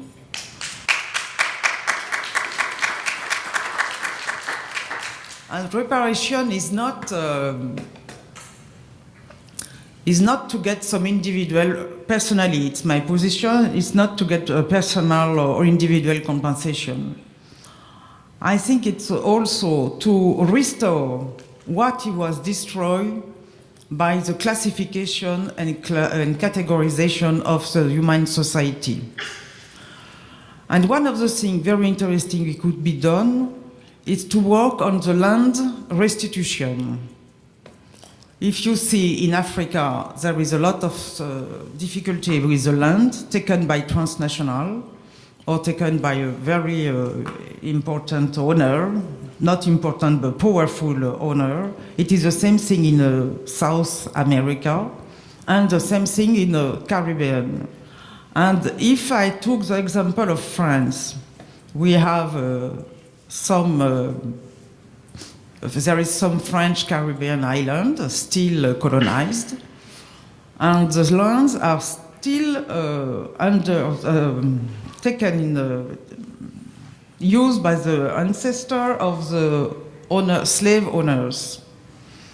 And there is some of them have the volunty or the will to expulse the peasants who are descendants of enslaved people.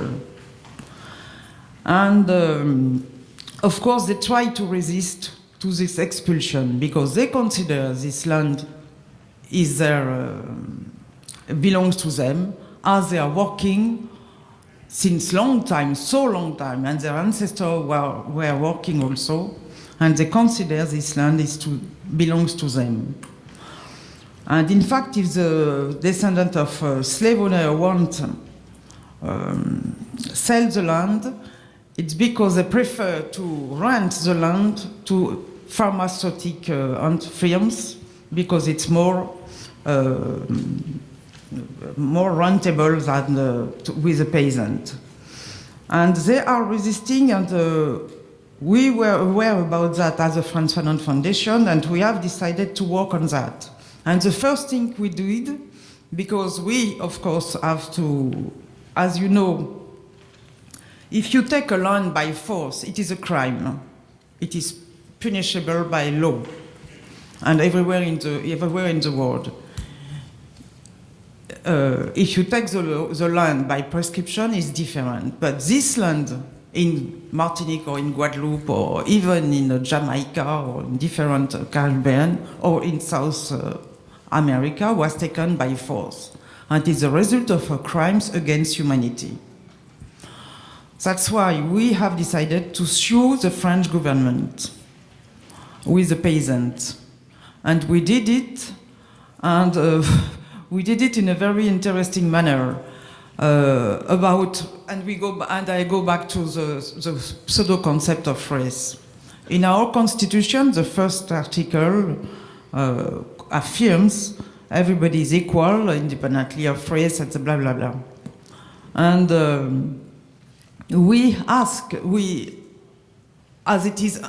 as at the moment where this constitution was done, the first constitution, it was in 1791. At this moment, there were a lot of enslaved people, and they were not free. And of course, they were not considered as part of the French society. That's why we asked to the government to answer if it is constitutional or not to consider a part of their society unequal regarding the other part of the society. And we use also the fact, 1 year after the abolition, the slave owners were compensated, and of course not the enslaved people. And if you do that, it means you consider the enslaved as a furniture and not as a being, as a human being. And it was very interesting. We just got the answer from the French government, and they said there is prescription. Your demand is out of time, because all the enslaved people are free, were free, long time ago. There is no reason to reopen the file. Everybody is free now, everybody is equal, there is no problem.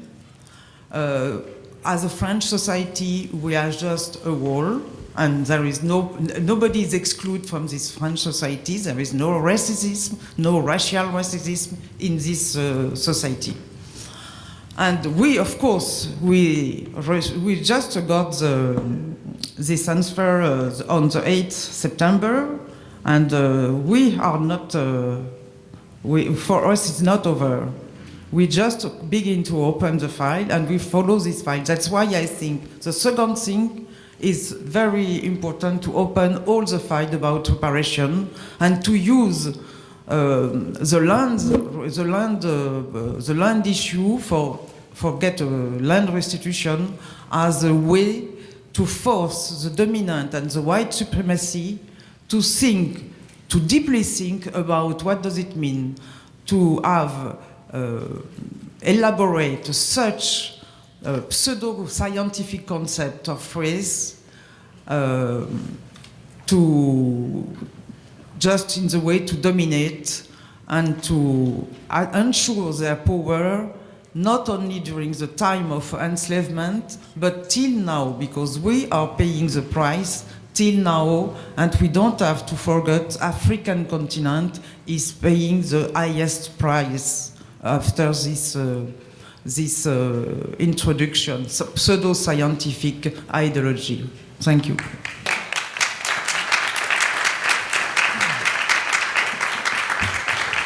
I'd ask you to take a minute. If you have questions, we're going to have a time for Q&A after the panel, so write down any questions that come to mind as we go through on your white index cards.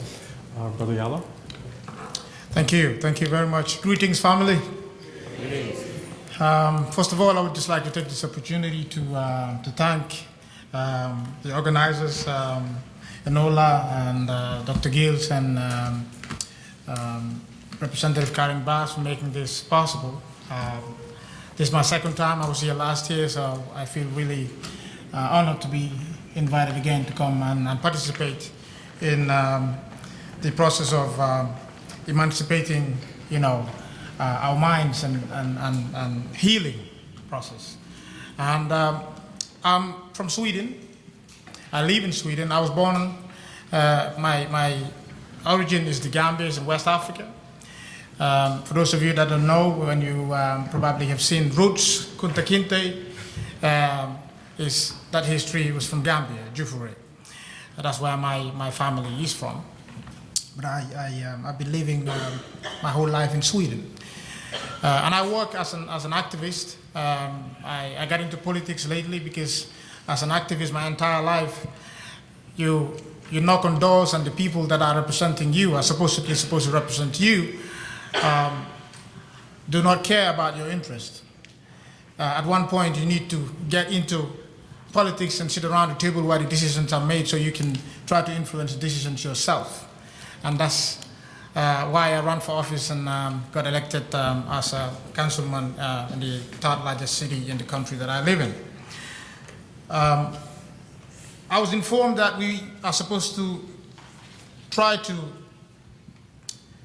come up with 3 practical and concrete suggestions as to how the summit participants can be best engaged in the work of dismantling the anti-Black narrative and creating our own. So what do we need to do to create a new narrative? There are so many things that we can do, but to follow the instructions, I have 3 suggestions that I think we can at least explore and see if they can lead us anywhere. It is important to start with, we know knowledge, the production of knowledge, the entire process of the production of knowledge.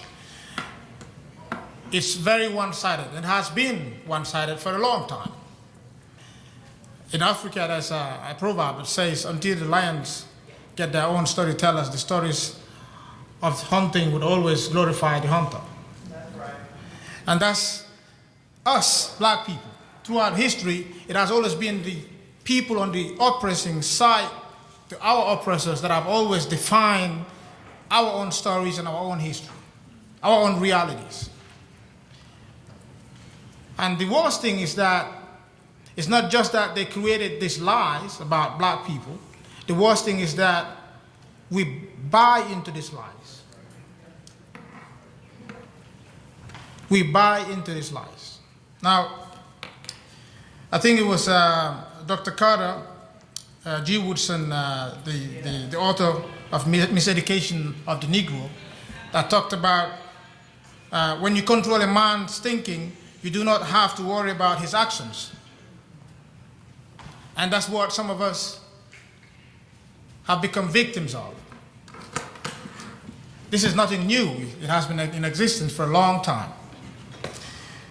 The education process, or the production of knowledge, that entire process, has been twisted in a way that would make us feel inferior, but make our oppressors feel superior. And our children would go to schools and learn this. It's a propaganda, it's a method, it's a narrative that is built to minimize and denigrate Black folks. But also at the same time, as it minimizes and denigrates Black folks, it raises and empowers white people. Whiteness becomes the norm. Everything beautiful becomes white. Everything white becomes beautiful. And our children would go through school and they would learn this from kindergarten. They would learn this. They would look at the dolls that they have in kindergarten. They're all white and blonde and blue-eyed. They would read the books. All the princesses are white and blonde and blue-eyed. They would go from kindergarten to primary to high school. They would read literature where history has been twisted, where Black people, with all our contributions that we've made, we've had the brothers here, speakers before me, talk about some of the history that we do not have access to in the education system, in the knowledge that is produced that we consume every day. I think it was Marcus Garvey that said we have become a bunch of consumers instead of creators. We consume. And it is about time, I think this panel is about how do we move from being consumers to creators? How do we move from buying into the lies to making our own narratives? And I think that's a very, very important aspect in the struggle that we have today. So that's why the first thing that I would like to discuss is how do we cleanse ourselves of the European concepts that we use in our day-to-day language, be it in school, being if you're a researcher doing research, if you're working in media, you're a journalist or what a TV presenter, the concepts that we use to define our reality, the European concepts, how do we do away with them? And create our own concepts that define the realities on our own conditions. That's the first part. And how do we do this? We have a lot of intellectuals. In Sweden, we have a lot of intellectuals.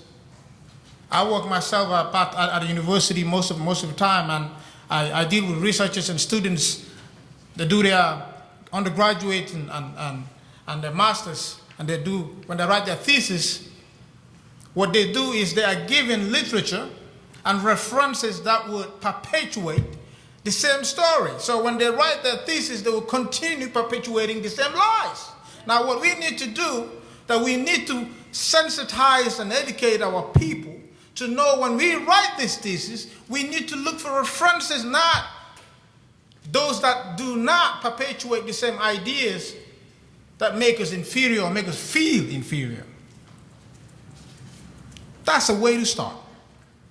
When we start writing our papers and using concepts that we ourselves have defined based on our own reality and history, that would make the difference. Now, the second aspect is technology. We know there's a huge technological advancement. We need to make sure we use the technological advancement at our disposal in a way that we can use it as a tool for changing the narrative. How do we do this? We cannot consume technology that is used by the oppressor, because that technology that is used by the oppressor, let's say we have applications. We have a lot of applications now. And we consume a lot of applications. I mean, I know brothers that have 2-3 telephones. Yeah, and they download all these apps. We consume. But what about teaching our kids to start coding, to start developing their own applications? I mean, the other day I saw an application. I think it's called Ma'arifa Hub, I think it's called. And I downloaded it. And when I downloaded it, I saw a series of absolutely fantastic things that I can use. How do I buy black? How do I self-study? And they have literature written by black brothers and sisters, conscious concepts that I can use in my day-to-day life. They have a lot of issues that I could use to sensitize myself and be conscious of my personality, my identity, my culture, my tradition. And the last thing that I wanted to add, apart from using the technology to benefit us and to be able to use that as a tool to change the narrative, is the voting. Our civic education system is extremely important, because what happens when you have people representing you that do not represent your interests, they control the narrative. So what we've been doing all the time is that we say it's important to vote, but what we never talk about is, what do we vote for? Because just voting for a black man doesn't change anything. Because a black man without a black mind is just white supremacy in disguise. So it's extremely important that we take that into consideration, that we don't just say vote, but we say, what do you vote for? And we make sure that when we know what we vote for, we keep our representatives accountable for their actions and the decisions that they make. We need to actively engage our representatives, because when we do that, those representatives would be representing our narratives and therefore contribute in changing the narrative to represent our realities and not the lies that are imposed on us. I would end by saying this. This is not going to be an easy task, because when privilege becomes a norm,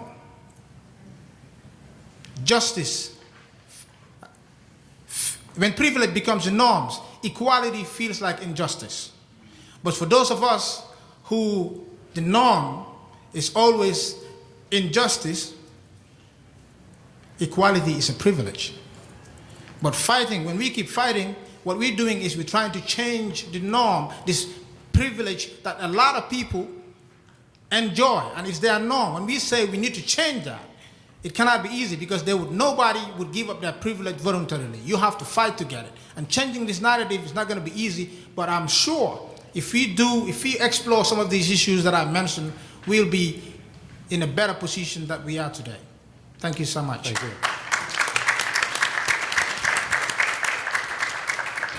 Again, questions, please write them on your white cards, and after this, we'll have a chance to have some Q&A. And with that, Sister Arma. Thank you so much. Good afternoon. Akwaba. Mr. Akwaba Etiseng. Okay, so that is, Akwaba is welcome. We heard that greeting earlier. Etiseng means how are you? It's the language of Twi. I just landed in DC last night from Accra, Ghana. So, but that's it. I don't know what that means. I didn't say I was fluent there. Thank you so much to the amazing Enola G. Ed and Dr. Cheryl Grills, the ABSI. Thank you so much for this work. So what I'm going to say is very specific. I am somebody who works in the media. I'm passionate about the media and its power to disrupt, unlearn, and reimagine the kinds of poisonous narratives that continue to enslave and suppress in specific ways. So in the vein of that, I start off by saying that right now in Ghana, there is a show airing where Enola G. Ed and Dr. Cheryl Grills are talking about this summit to a Ghanaian audience. The show that I do, which is called The Spin, it's all women of color, and it is a podcast. It's done by a global production team. So this morning, I actually recorded it from Washington, D.C., but when we did it last week, I recorded it from Ghana. The production team is in Ghana, in New York, and in Los Angeles. And it airs across the United States. It airs in Ghana, and it airs in Nigeria. So right now, Ghanaians are listening to Enola G. Ed and Dr. Cheryl Grills break down the importance of this summit and why it matters. The reason that is crucial for me specifically is that part of the power of the media, if it were used to disrupt the lie rather than enforce it, is it has the possibility to do what Enola's voice and Dr. Grills' voice is doing right now. Reach people who they may never meet in person, but who are listening to ideas and specificity and clarity about what it means to create a summit of this kind and how they can be connected even if they are not geographically located in the same space. Does that make sense? I'm a diaspora daughter. I was born in London to an Nzuma man, an Nzuma Ghanaian man, and an Ashanti woman. I claim Ashanti. I claim being born in London, being weirdly British. I lived in New York and worked in New York for 8 years. I now live and work and teach in Ghana. The show that I do airs in Arizona, in Iowa, in New Jersey, in North Carolina, in South Carolina, in Ohio, in Texas, in Georgia, in Lagos, and in Accra. Do you know why? Because the power of Black women's voices, when moved in the defense of the justice of a people, is an unstoppable thing that can truly transform. That can truly transform. So for me, what it was important to do with the training that I had received, I've been a journalist for 15 years on 3 different continents, was to say, how do you use a structure that was actually designed to oppress and repress and use it in the service of freedom? What would that look like? How would it change how I do what I do? So I speak from having worked in frames that are about literally maintaining spaces of what I call journalistic enslavement. So I worked with the BBC for 10 years in London. And that training is designed to have you believe and reinforce what the brother spoke about in the only thing that's wrong with Black people, there's something wrong with Black people. I would add a second sentence to that. The only thing that's wrong with millions of white people is they think there's nothing wrong with millions of white people.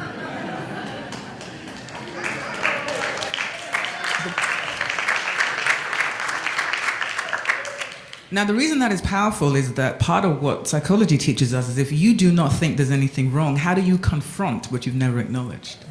How does that work?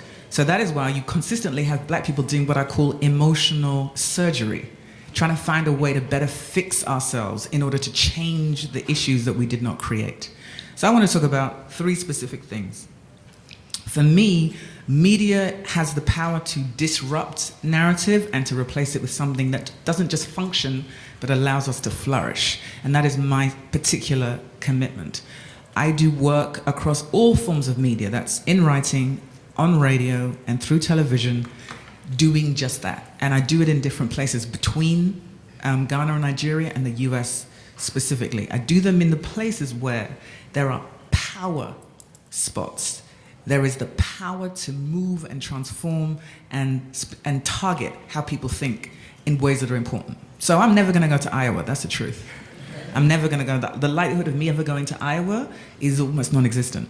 But I remember I was in Brooklyn in 2008 when President Obama was elected. But I remember when he won Iowa, and the significance of that because of what Iowa represents in the United States. So I said to myself, imagine if Iowans could hear the voices of the perspectives of black women from different spaces. So on the spin, we have African American, we have Ghanaian, we have Ugandan, we have South African, we have straight, we have gay, we have Puerto Rican, we have Indian. There's a revolving rostrum of 20 different women, all of color, activists, scholars, journalists, artists, and we mix them up each week who come to speak on and bring a perspective to issues that are being discussed in the world, but they bring a perspective that we've never heard before.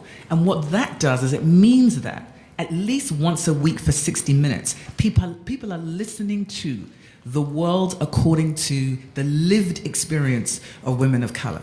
And that has the opportunity to change lives. And for me, that is the kind of media activist that I am. I'm somebody who's committed to using media as a tool to transform.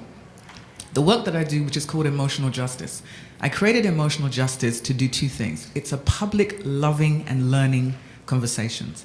It is that it's public, that it must be loving, and we need to learn something from the fact of interacting in it. And how do you do the work that often happens in small rooms in terms of psychology and our mental health spaces? How do you do that on a grand scale so people can participate in healing conversations in ways that they can engage? And so for me, it was about how can you better use social media to do the kind of campaign that can get you engaged and transformed. So one example, we did a campaign called #31 for Marissa. 31 for Marissa was a month-long campaign where we launched on the spin a conversation for men, black, brown, red and white, to engage in the pursuit of the freedom of a black woman called Marissa Alexander, who was convicted of defending herself against an abusive husband. And part of the reason why we created that campaign was to say that one of the ways in which you have to disrupt the narrative, you have to begin to speak about things that you've been silent about. And for so often, that particular movement around violence and intimate partner violence, men had been silent in that space. So we created a campaign that was designed to get men to speak. So for 31 days, every day, we invited men to write a letter to Marissa in support of her. 2 things we were trying to achieve: put pressure on the judge to release that woman and take her home to her babies, which is where she was supposed to be. But the second one was to say to men, part of dealing with what I call a legacy of untreated trauma that is the result of our shared global history is for you to be engaged in places where there has traditionally been silence. Emotional justice is not a blaming, shaming, judgment space. It's a public loving and learning series of conversations using structure and form and frame and specifically media. So we heard from all these men, literally from all over the world, who would write letters. First of all, they would share their support of her, but they would speak about being raised in spaces of violence and how it shaped the kinds of men they became. So I say that to say this. One of the points of emotional justice is our shared global history as black peoples created an intimate relationship with violence. there is a way in which we engage with each other that is violent. And it's created what I call economies of violence. And so there is the violence that was done by the oppressor to the people who were oppressed. There is the ways in which that hatred was internalized, and then there was the manifestation of the legacy of that trauma, which is how we treat each other today. How do we change that? What ways can we find to change that? So my first suggestion is a social media campaign. It's called #BlackandFree. What would it mean? What would it look like to be black and free? If I was a little girl in Tema, or a little girl in Atlanta, or a little girl in New York, or a little girl in Detroit, what does that mean to me to be black and free? What image would I take of myself? And how could that be shared? If you were an adult, if you were an elder, really easy ways to connect us geographically and to also create what I call an archive, that social media via hashtag can become an archive that does more than just tell stories. That's the first one. The second one is what I call the work of emotional justice. It's two things. It's to unlearn and reimagine. So we have to unlearn violence as a normalized way of engaging and reimagine how to be more peaceful and more loving towards one another. So in the Spin, we're launching a project called the Consent Project. And the Consent Project is about creating a public, loving and learning conversation about consent. We have a global, sexually violent culture that is devastating and decimating women in particular, men as well, all over the world. How do we interrupt that narrative? How do we change those economies of violence, bring speech where there was silence, and interrupt those spaces in ways that are public, loving, and learning? Thank you so much. Thank you. Before we open the floor to questions and answers, we asked our panelists to identify 3 practical and concrete suggestions as to how the summit participants can best engage. But we also would like to know from each of you, what is one thing for 2017, a simple action that you think, one thing we can do to put into action in 2017? I just ask each of us, what would that one thing be? One thing, simple action for 2017 that we could start move forward. What would that one thing be? One simple thing, each of you.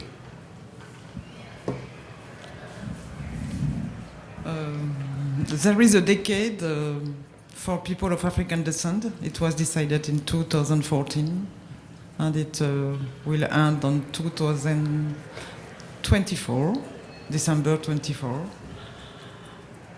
Is it specific? Is it the first time for African descent we succeed to get that as a working group of experts at the UN? And it was adopted by the international community, but till now we did not succeed to implement the decision and what it could be done in 2017. It's campaign Forget the International Forum specifically for people of African descent, and to begin to work on the UN Declaration for Human Rights of people of African descent. And I can send the link to Enola, and she can share with all of you, and you could see there is a program of activity, and there is some orientation, doing some perspective of what could be done for this decade. And I think it's a way also. The theme of this decade are recognition, justice, and development. And on recognition, of course, yes, behind there is the necessity to change the narrative and to also introduce the issue of reparation. And I think one campaign could be built from here to force the US government to assume this obligation, their obligation for people of African descent. It is one thing. Thank you. Yes, I was also thinking of the UN decade, because yesterday we had a meeting with some policymakers, and that was the issue that I was raising, because that the UN decided that people of African descent have not been recognized, their realities have not been recognized, and therefore something has to be done. Now, all this, including the United States and the European countries, member states, did agree that something needs to be done. And the UN says, okay, there's a resolution, and we have recommendations that you need to follow. One of the recommendations is that there has to be, national action plans where it is stipulated very clearly what needs to be done to protect the rights of black people. Now, the US has not done that. The European Union has not done that. No European country has even started doing it. So I think one thing that we can do, because this resolution is there and US did also agree to it, is that we make sure, we had earlier on, Representative Karen Bass said, I think 45 out of 100 representatives are of African descent. Maybe our task now is to make sure that we contact each and every one of those and say, what are you going to do by 2017 to honor the recommendations of the United Nations when it comes to the UN Decade of People of African Descent? If we can get 45 of them to commit, I think that's a good start. Thank you. So both of you again, resolutions, UN? So I'm hearing, resolutions to UN? What? Could you repeat? What do you ask? You're recommending resolutions through the UN. Is that your simple?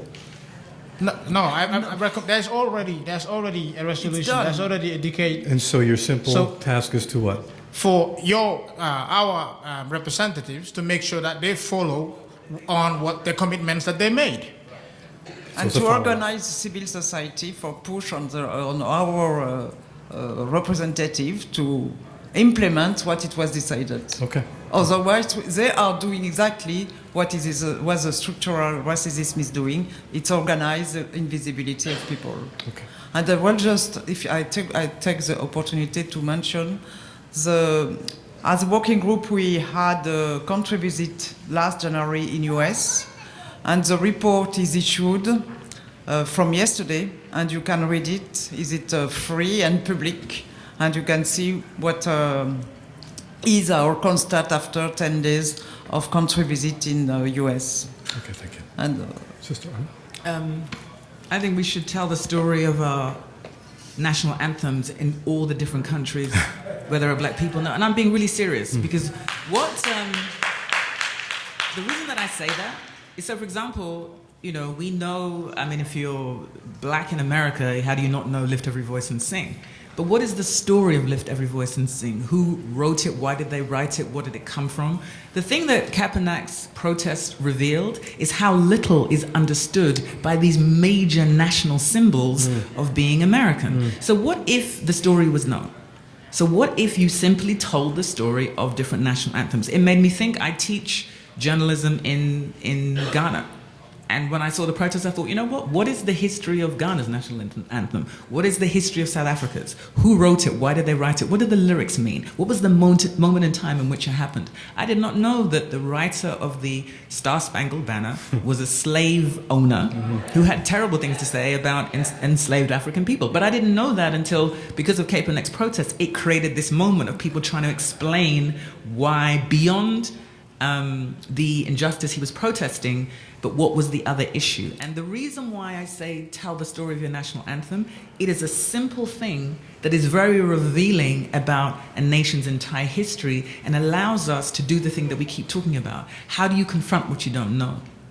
And as we've said many times, part of the issue with white America is I don't think there's any issue with them. So if you have an opportunity to do the kind of project that is global, because everybody in a nation sings a national anthem, from a child to an elder. It's a wonderful project that children get involved in. It's a great intergenerational family project, but it allows us to do the work of history telling in a way that is simple, doable, and potentially transformative. Thank you. It's interesting to talk about the Star Spangled Banner. I was in the Yale Library last week, and it says later revised and set. The Star Spangled Banner was later revised and set from a drinking song from the English. So not only the words, but the music are from a drinking song. Wow. So just something to think about. So what we're going to do right now is take a few minutes for questions and answers. Some of you have written some questions on your cards. We have 2 mics. Anyone who has a question for the panelists, we invite you to the mic to ask your question. And tell us who you are. It's yours, sir? Yes, sir. Go ahead. Good afternoon. Good afternoon. Good afternoon to this august body. Good afternoon. Good afternoon. Good afternoon. I am in principle agreement with everything that has gone on in this room. Principle agreement. I love what our sister just mentioned about the national anthems, but the principle is to tell the story. The only thing that I would add is that in the United States of America, the universal Ethiopian anthem, Ethiopia, thy land of thy fathers, thy land where the gods love to be. As storm clouds at night suddenly gathers, our armies come rushing to thee. We have to look at what were the purposes of the lift every voice and sing.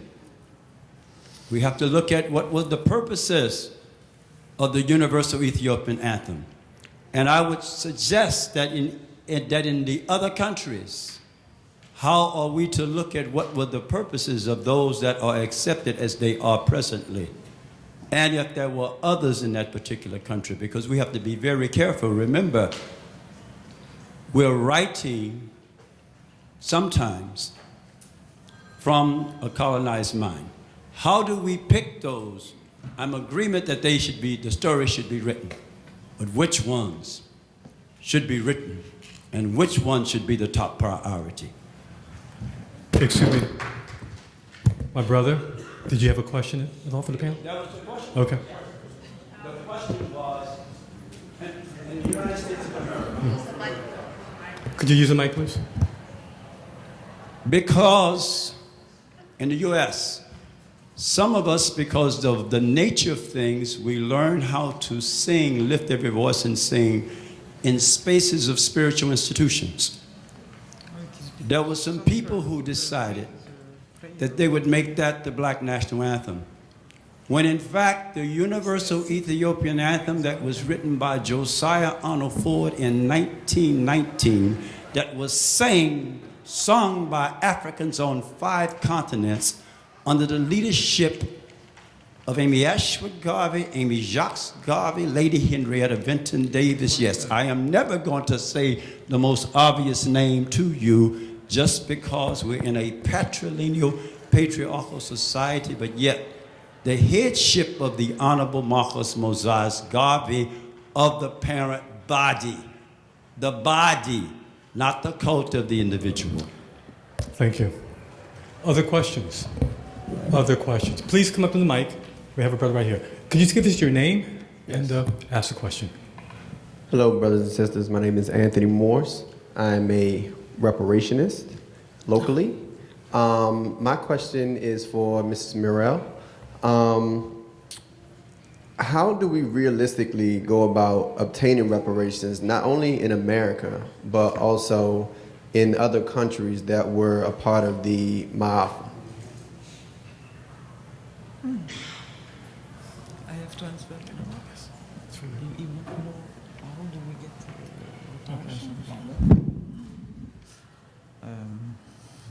it's a huge question. I'm not sure to have a ready-made answer. I think everywhere it is possible, if we can open some legal case, it is a way to force the dominant to analyze what it was done during the enslavement and how they, and to force them to repair in order to restore the order which was destroyed by the implementation of enslavement and colonialism too. It is one thing, but we could also, what it was very interesting for me this year, there is 2 things. December, the Declaration of CARICOM, suing some European state. And during this summer, there was a very interesting international colloquium in Gambia, in your country. And it was interesting because it was organized by Africans. And there was people from Ghana, from Kenya, from Uganda. and they were claiming for reparation. And if it could be interesting to link all these people willing to get reparation, even if it's not at the same level. But when there is a collective need for reparation, I think it could be we will be more powerful if we organize a network from Africa to South America to Europe than alone. Okay. And it is one of the suggestions. I'm sure there is more, but can I just add something? So I just wanted to add really quick. One of the ways to look at it is to think about the way we break down notions of injustice and how to create restorative justice. So if you take it as a criminal court case with a group of lawyers from the International Criminal Court, but add the necessary elements around legacy, financial compensation, structural development, structural institutions, and then, as with any case, you then have to create financial estimations, because part of it is going to have to be about money. How do you look at and how do you measure what's going to be paid? And then in addition to recognizing what was structurally done, you know, they have in court cases, I studied journalism first, I studied law second, you have mitigation, then you have punitive damages. So you have the damages as a result of this thing that was done, and then you have the pain and suffering money. So you think about whether it's medical negligence, these cases where they figure out how to measure what happened. A foundational response is to use that to begin to figure out how to do reparations. Because I think one of the arguments that's constantly used to prevent it is it's not doable, it's too big. We can do it with A, B, C, D, but this is just so big. It's 500 years of history, there was enslavement in all these different parts of the world, so we can't do it. And it's not true. It's the willingness for us to gather and say, let's break it up into departments: legal, compensatory, punitive damages, structural development, and count exactly how those things happened. Then that could be a change. I was born in London, and the 200th anniversary for the end of enslavement, there was a massive series of conversations around the end of enslavement. Bearing in mind, in London, they don't recognize that slavery happened in the first place. Wow. So it's hilarious that an anniversary for its end is noted when it's never been acknowledged as something that happened. But it was the same conversation there. Break it down the way you break down a legal case. Thank you.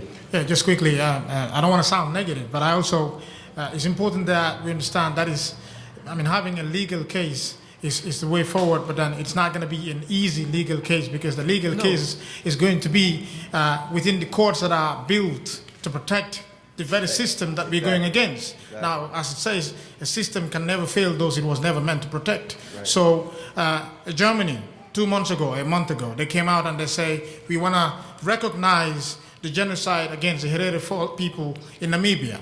It happened, it was terrible. But just because we recognize it, we want to make sure we are clear that we do not have any intention to pay any reparations. They said that quite clearly. I mean, can you imagine that happening to any other group? Right. Not at all. No, but it's not, of course it is a legal case, very difficult, but also it's a very enthusiastic case. Because we are also, they are their own lawyer, but also we have our lawyer, and I am jurist, and we work with the law as a social arm for change. And if at the national level, all the recourse, or all the possibilities are ended, we can go further. For us in Europe, for example, we can go to the European Court for Human Rights. And if it's not, we can go to the Commission for the UN Commission for Human Rights. It's still not ended, and we have to go step by step and to see what is possible. And it is a way also to make visible this question. And that's why I encourage everybody, where is it possible, to open case, because it is a way to make visibility on what was done and the reason it was done during enslavement and colonialism. Okay, thank you. What we're going to have to do, because we want to also go into our circles, so I'm going to ask the 4 individuals with questions to make the questions as brief as possible. For others who have questions, write them on cards and give them to us because we make sure we address those questions. So, gentlemen, can you give us your name and question? My name is Jabari Zakia. I just want to make the comment that the tangible way to, a significant part of the tangible to create reparations is that Africans have to create their own currency. Because as long as you're using a colonial currency, you are enslaved to a colonial banking system.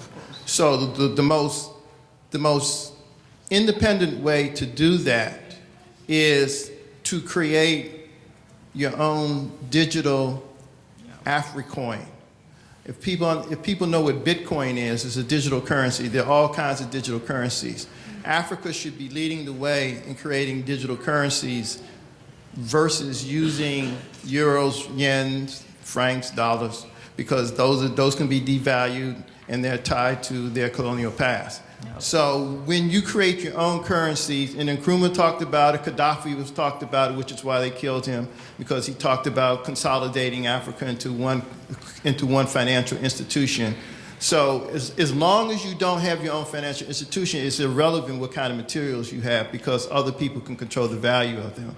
So until you have your own capacity to set a value on something that other people have to pay you in the currency that you can control, you will never get reparations, okay? So one of the things that has to be on the table, because we won't have to go through the legal route if you make everybody who does business in Africa or does business with Africa pay in an African currency that you can control. Then you can do whatever you want to. You can get all the land distributions you want. You can do anything, okay? So that has to be on the table, and I think we need to get a skilled class of people who can make that happen. Okay, can we do this? Questions, because we're going to have chances to go in and make recommendations after this in our circles. Questions? Yes, Angelique Walker-Smith, Senior Associate for Pan-African Church Engagement at Bread for the World. So I am very grateful for this panel discussion and everything today. I'm very moved by all of it. That's one comment. But quickly, I think that in this country, relative to the land issue that our sister brought up relative to the UN decade, is critical for us in this context. One of the pieces I think is a critical piece in all of this is the black farmer. Now, there was a major suit that was handed down in the 90s at one point, about black farmers being able to reclaim the land that was taken from them to grow our food, et cetera, et cetera. That case was successfully won, but it was not implemented. There was a technicality around the grievances that were properly acknowledged. I think this is a very important case for us to pick up when we talk about the land issue. Moreover, we do have those black farmers that are still in this country, and we have more people moving to the South. My question is there anyone who's doing this kind of collection of legal cases globally relative to the issue of land? Because I think that's the critical piece here when we talk about wealth and looking at reparations or anything else, is the land issue. So I wanted to say thank you for that. And if there's anybody doing that kind of research and inventorying as a real place to start the conversation and to implement it. Thanks. No, you're right. Anyone know of anything? I was just going to say that with the International Criminal Court, although that it was put together to try atrocities around the different military wars that have existed, there is a growing group of legal activists who then started to look at all kinds of ways to think about this case of reparations and how would you pass that through and what would that even look like. And so to speak to the brother's point about currency, land would be an easier thing to figure out than currency because of the nature of how land has been carved up. So thank you so much for that point. So it looks like we have some opportunities on the legal side. One last question? I wrote the question down, so I won't be long-winded. Much of our narrative is a direct result of the racist laws and policies put in place with the need to dominate that ultimately create or help to create our narrative, and our narrative being the symptoms that we see in this society. These laws and policies are only as good as its enforcers, And we know that America understands this concept because it is how it keeps us at bay here in America. It's how they dominate other countries under the lies of democracy. But the question is, how do we change the root of the problem that's stemmed by these policies surrounded by this thick wall of enforcers? How do we take our power back?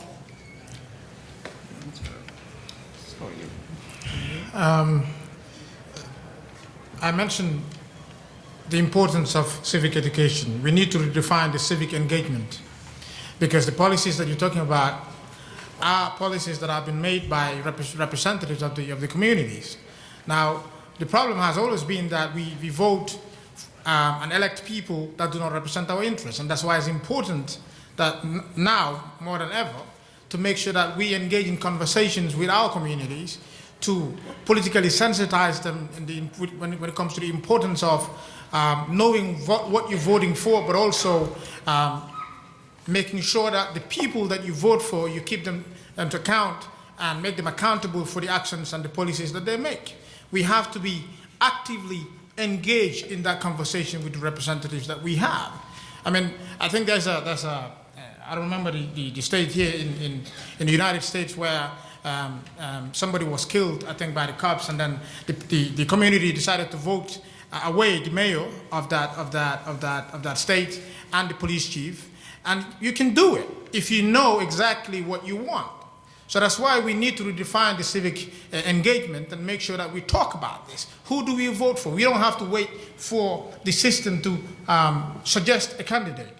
We should be candidates ourselves. Don't wait and say, I'm waiting for the next candidate to come to run for office. You run for office yourself. And make sure your community stands behind you. But also make sure that when you get into positions of power, you do not become this, as I mentioned, the black man without a black mind. It's very easy to follow the rest of the herd and say, you know, this is what everybody else is doing. If I want to get elected again, I need to follow what everybody else is doing. But we need conscious people that have principles, that have the same agenda as we do, that we can elect and stand behind them and support them and make sure they have policies that are not perpetuating the same kind of narrative that you're talking about. I totally agree, but looking back on history at people like Adam Clayton Powell, who really had the philosophy of any means necessary, by any means necessary, which meant if it meant some type of reform, he did it for black people and for black issues. But we see that when they step into that arena, what happens to people like him? Because you're still in their system, and anything can be trumped up against you, just like some of our other leaders who they kicked out of the country. So what do we do then on taking back our power? When we can historically look back and see what has happened, trying to step into their arena to make a change for us. Yeah, can I just say real quick? I think you pinpoint, that's the point, that whenever you try and step into someone else's arena, you're dealing with someone else's rules, and therefore you're liable according to however they choose to play that game. Of course, education is the foundation for how do you change all of this, and there is really powerful education activism. Having worked in Washington, D.C., lived in New York for 8 years, worked in Philly, there's really powerful activism. Sometimes because the enemy that you're looking at is so huge, it feels like you're standing still even when you're making inroads. So all of those teachers who are doing the work of ensuring that curricula has more than just the rote that is coming from an American education system at all the different levels, all of those things matter. But being able to do more, if we think about the Black Panthers and the importance of going into schools, changing the way in which we deliver education, and knowing the history of COINTELPRO and what happened to those movements, what are we willing to build in 2016 in the 21st century to insulate and prevent that history from reoccurring? Because we know the history is our best teacher. So how do we move forward and create and insulate and protect those spaces so teachers can do that work that you're speaking about? Okay, I'm going to have to move us. So what I'm going to ask you, thank you for the questions. What we're going to ask you to do is, there are circles, and each of the circles has topics in those circles. We want you to gather in the circle where there is much interest to you and address the questions in the circle. How do you see the anti-Black narrative at work in your area of interest? And in light of the framing presentations, what do you think we should do to change the anti-black narrative? Go to those circles, and when you get there, we're going to give you a 5-minute break. But if you can go to your circles, identify the circles you want to go to. We're going to take 5 minutes in the circles. We also need you to identify a facilitator in the circle and a scribe. We're going to give you time to work through those questions. We're going to call you back and ask for key points from each of those circles. So if you can do that, take about 5 minutes. Find your circle, take a break. We're going to resume in about 7 minutes in your circles. If you can please do that. Find your circles, appoint a scribe and a facilitator, and then we're going to have you get started with the questions and answer those questions. Hello. We have one more task to do before we have the report out. So what we like to do is have each of the circles, we're going to have you vote. There are 4 items up here. In terms of, we ask each of the speakers to give us their top priority. We want you to vote in your circles, and show of hands in your circles, just whoever's a recorder, vote in the 4. Look at the 4. You want to read it? Yeah. Okay, so there are 4 action items for 2017 thus far. To get a temperature reading on where people are at, we want to know which one people see as number 1, and then we can just get a general, how many people saw the others as, their number 2 or their number 3, okay? Action item number 1, engage your representatives, policymakers to implement the UN recommendations on the Decade for People of African Descent. Action item number 2, it's very close, work to open publicly the file on reparation to work on the UNESCO Declaration on Race in order to delete this non-concept in all UN and national documents. Action item number 3, tell the story of your country's national anthem. Action item number 4, launch a global visual campaign, #BlackandFree. What does this look like?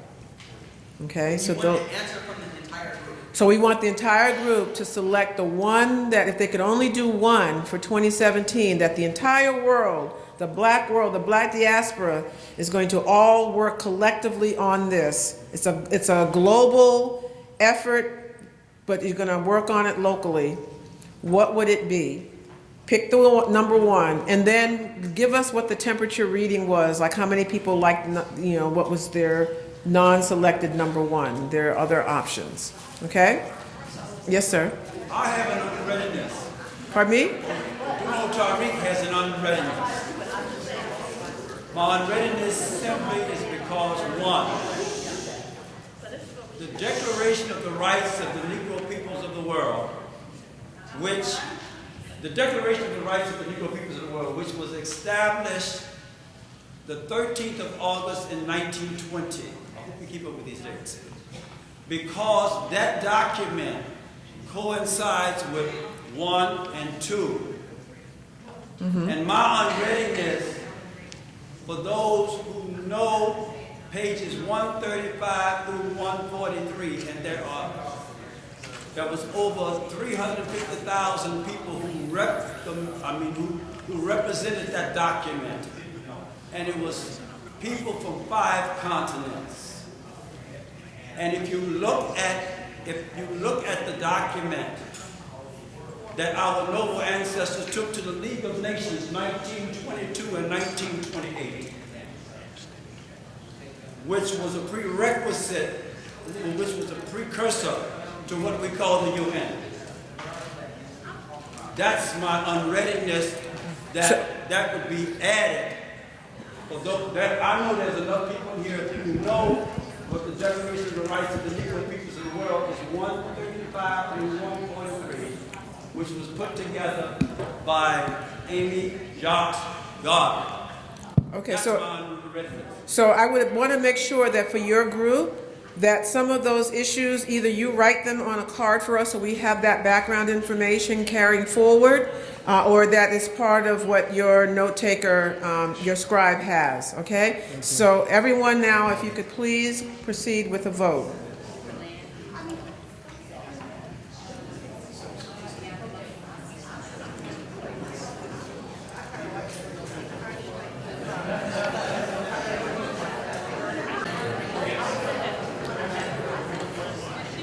Have all the groups voted?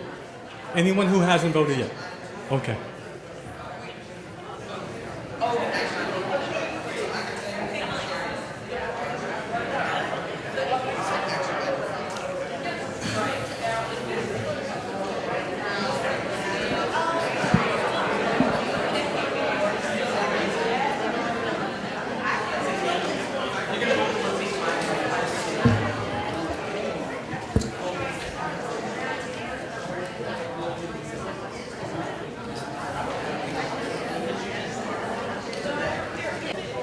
So with that, we're going to move into the report outs. I'm going to ask the reporter or speaker from each group to give us the key high points from your discussion, and I'm going to limit you to about 2 minutes. Very salient, succinct. I'm sorry. I'm sorry. Oh, okay, thank you. So we're going to go around, and by group, we have a microphone for each group, and 2 minutes. Tell us who the group is. Okay. Good afternoon, everyone, family. Attention, please. Our group was spirituality, and we're going to start, especially with our time, with the presentation that I think really speaks to what we have. If you can see, we'll have you hold up. Yeah, we probably do. We're going to move up. We're going to move up a little so everyone can see this. We had 8 people in our group. We know that means to open and revive. Our main point was religion versus spirituality. We talked about utterance. We talked about manifestation. It's the knowing what you're doing and then the application. This says it all. Okay. So basically we're saying united we stand, and we've been divided by religion, and perhaps if we look at every religion as having some value. Share the mic. Okay, check it out. Go ahead. As soon as you break that unity, the power's gone.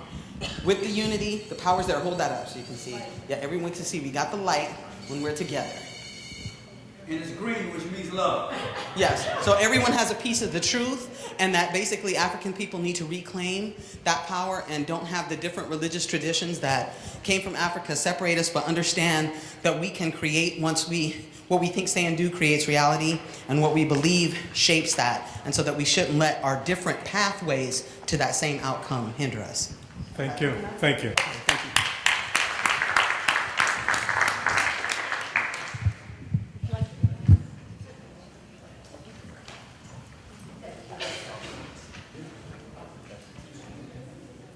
All right, cool. All right, so we're part of the media entertainment group, and to answer the question, we said that it's everywhere, like the conditioning is everywhere. And we said that it's an intentional cultural conditioning, and all TV shows display what's typical and desirable for children, what they want to become. Also, it caused the notion that we shouldn't support what we create as a black community, and that people of color, or just generally in the media and entertainment industry, are just put into a box. To reverse that conditioning, we emphasize on normalizing the image of people of color, creating communal spaces to eliminate shame, create emotional emancipation, and also to use social media to promote black people who love black people, and also exclusive social media to inform and to educate other members of the community. Reversing invisibility and supporting the artists and media who are already creating for black people. That's it. Thank you. Thank you.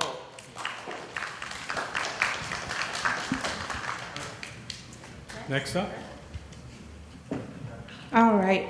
Our group is community organizing and development. And so we talked about a few things. I'll just try to briefly list the main ones. We talked about the anti-black narrative. That information is being fed to us from all ends, and one of the issues is it's not being challenged by the black community enough. Another one,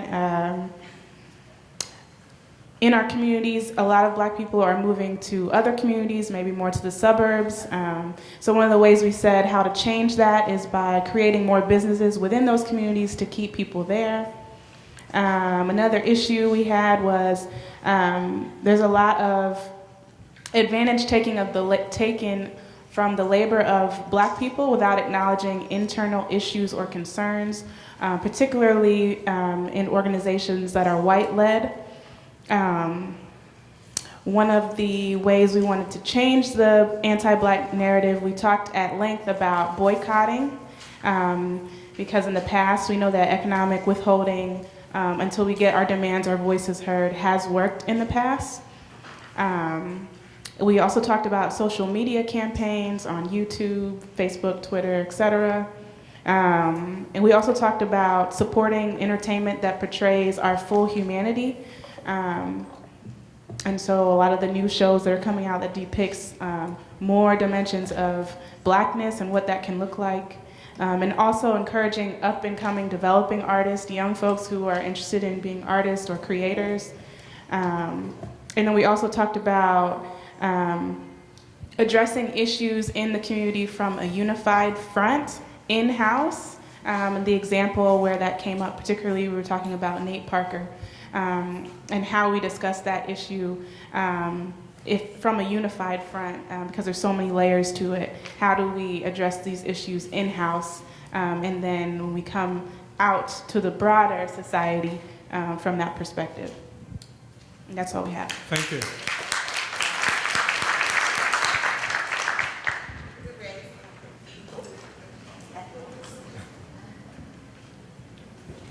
Good afternoon, everyone.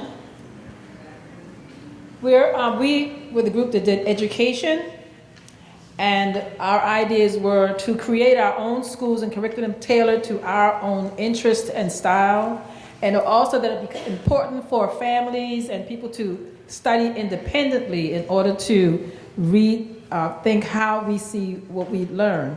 Support our own schools, make sure it's Afrocentric, African-centered, and financially make sure we participate and donate materials. We have to make sure that we actually believe in our own institutions. We create, and then folks tell us, oh, you can't go to a historically Black college, oh, you shouldn't go to that Black created school. So support our own.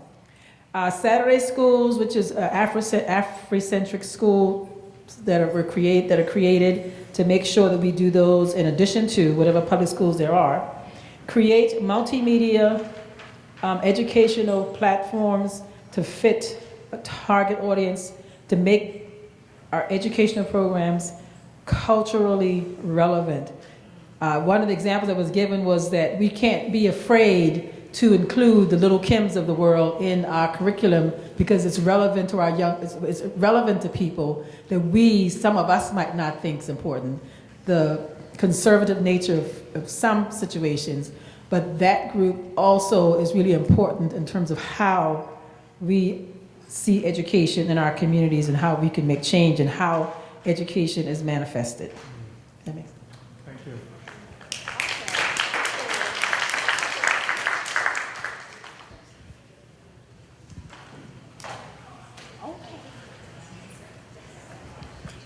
I have a bad knee, so is it okay if I sit down here? Okay. We are policing here, and what is it that we can do? First of all, we really want to stress that we need to get the message out that Black lives are not valued, and that somehow we need to change that.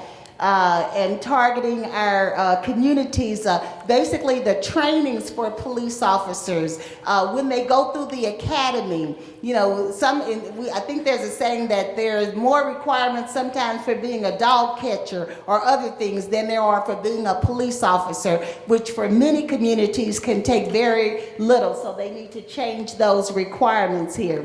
And even we talked about Blacks are automatically criminalized, and I think some of us have seen that even when they do their trainings here, they're using pictures of African American people where they are using that as target practice, which already puts into the mindset that African American men are criminals. That has to be changed here.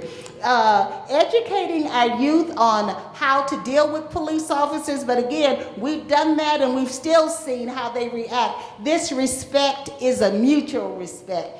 Officers have to begin to treat people of color and disenfranchised people with respect, but that has to go counterclockwise as well. More community policing.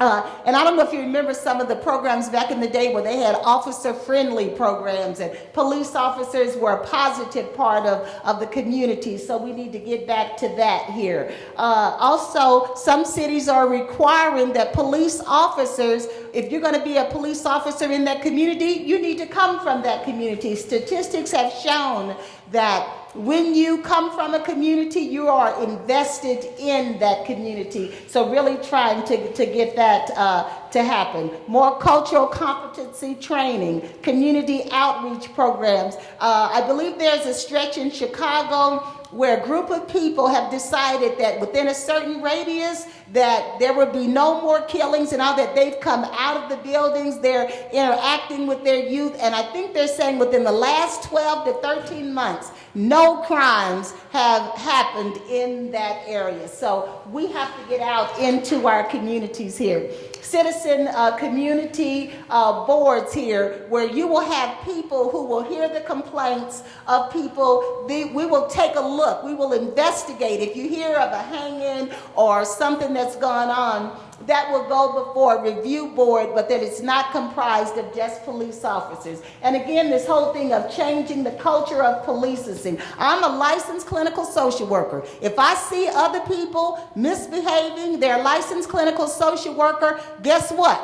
Jay Igadosa is going to call them out. Police officers need to do the same thing. Call out your bad apples. They know who they are.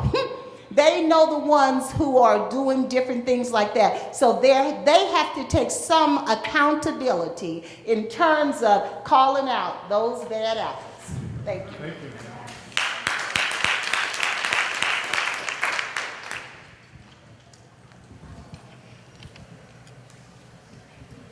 Hi, on our small but mighty group, we have these. Yes, that's right, you can clap, thank you. This is your public policy group, and we've had several things we wanted to say about it. One is reform policing policies. Now, we understand that's more, in this case, probably a national policy agenda, but we are also interested if there's international connections. But we recognize that's particularly an issue for us here in the United States, is reforming our policing policies. Number two, land restitution, both nationally and global policies around that. And of course, we heard that around the whole United Nations decade piece, but we also see where there is direct connections with what's happening with us with national policies here. And how can we do that kind of inventorying together globally? And then labor rights, also tied to fair trade. We understand that trickle-down economics really hasn't worked for us, and so to expect that is not necessarily what we want, but we want to make sure we're still linked globally around fair trade agreements. The AGOA Act is one, I didn't talk about this, but the AGOA Act is one example of moving more to a just trade agreements with Africa than we've had in the past, thanks to Mr. Obama and others who have engaged in that. So labor rights and fair trade and protection of the workers in those agreements, so that we don't get stuck with non-trickle-down agreements that don't work. Another one is not just increasing the minimum wage, but having a living wage. We really are concerned about living wage, which is more of an increase than raising just the minimum wage, but a living wage. The next one is mutual engagement of voting at every level. We get excited about presidential elections, but what about the local elections? That's the place where policing issues come up, is at the local levels, because those are autonomous from a lot of the federal conversations. So locally, statewide, and also nationally, in terms of mutual engagement of voting of every locale of where we have that opportunity. And also then holding our public policy makers accountable. Not just getting them in, but then holding them accountable. And then on the pre-side, putting up our own candidates, our own people to run. Don't just not vote or get engaged because there's someone running that you don't like. Start training and organizing to put up our people who will share our agenda. And then the last one is economic programs and redevelopment around national infrastructure. We all know we have a lot of crumbling infrastructure in our country. What about a policy that's going to do what Mr. Obama proposed to do that a lot of states did not accept, which is around getting folks returning citizens and others who are at the lower strata to be able to be engaged in training and be involved with infrastructure development. So those are our recommendations. Thanks.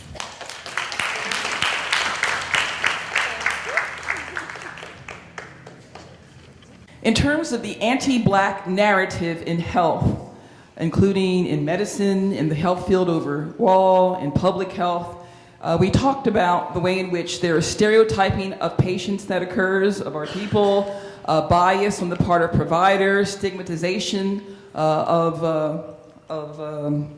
our people, and also blame the victim approach. So for example, the stereotype that Black people have a higher tolerance for pain that may lead to under-medication, stigmatization that occurred at the height of the crack cocaine epidemic, for example. Today, with the opioid overdose death epidemic, where 90% are white, we see this humane public health approach as opposed to the criminalization of those who needed treatment for their crack cocaine addiction. Instead, we had a mass incarceration crisis.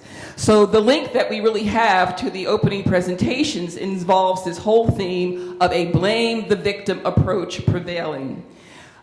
In terms of how to change the anti-Black narrative, quite often there is the issue of those of us who are training in the health field or working in the health field being the only one, being somehow, among mostly white students, mostly white colleagues, having mostly white professors, supervisors, etc. So one issue involves the need to increase diversity in the workforce. In addition, there needs to be training for health professionals overall so that they are trained in cultural competence models. This theme of cultural competence models being implemented for various healthcare issues also arose and ends up being quite vital. Again, for those of us who may be the only one who are working in various fields, whether it's medicine or counseling or HIV/AIDS prevention or even in schools, there's this issue of self-care, needing to engage in good self-care, which can involve seeking out social support, emotional support, professional support, and that same seeking of social support is important for our clients, that they need to find safe spaces. And of course, that's more likely to occur where we have diversified the workforce and there are cultural competence models or everyone's been trained in cultural competence. So the idea that we need to make sure that there are safe spaces for our clients, for our people. We also spoke about the role for complementary and alternative medicine, taking a holistic, person-centered approach. That quite often, once one is in a setting such as we experience today and one begins to talk about the issues, there may even be less of a need for things such as psychiatric medication.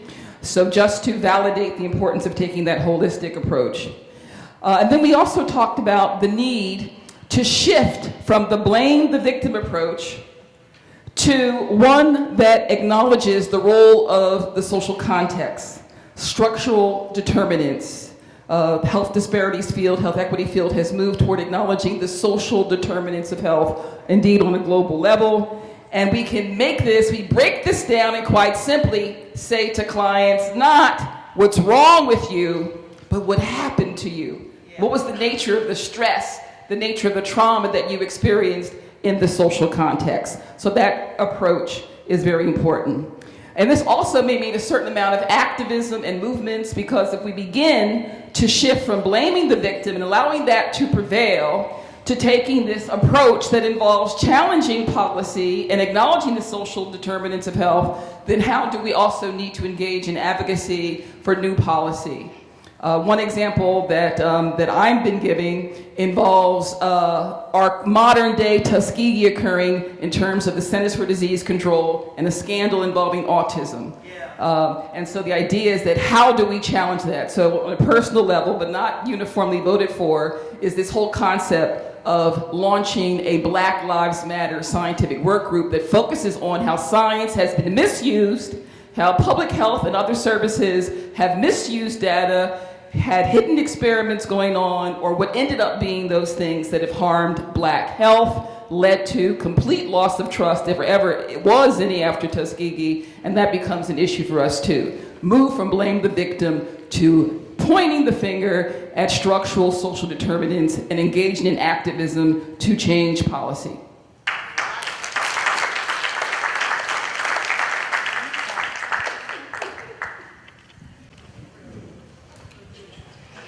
Hi, we're gonna do this together because neither of us are professional public speakers. So our focus was mental health, which is very closely related to health. And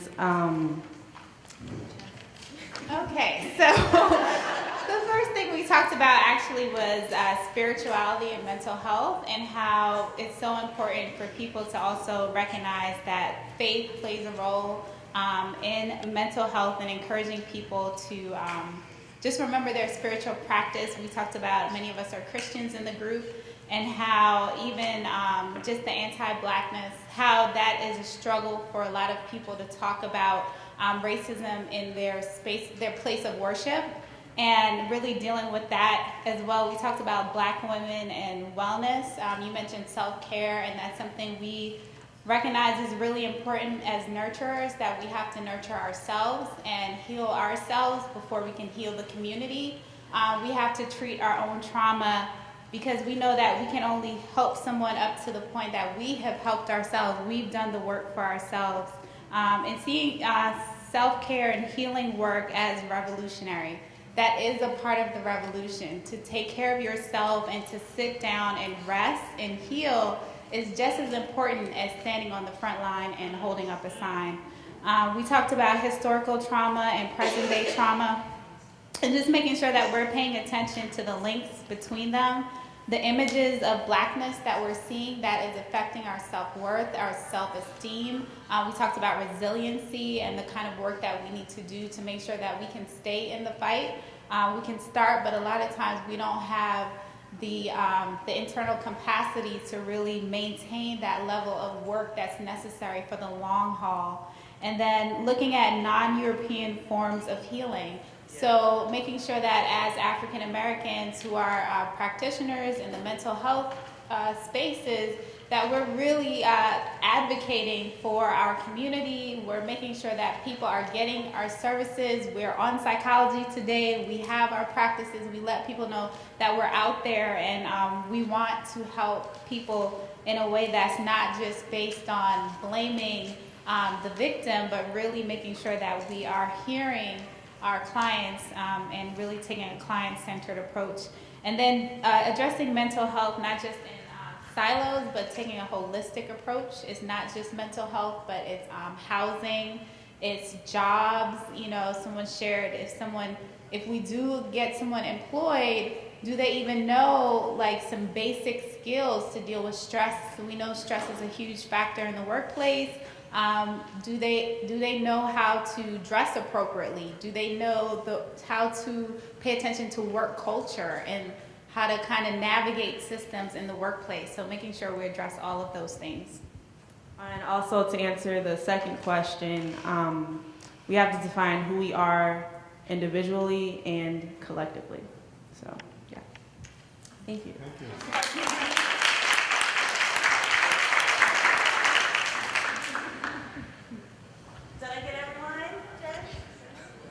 We need to know your votes, and so if you can include that on the flip charts, we will collect that information.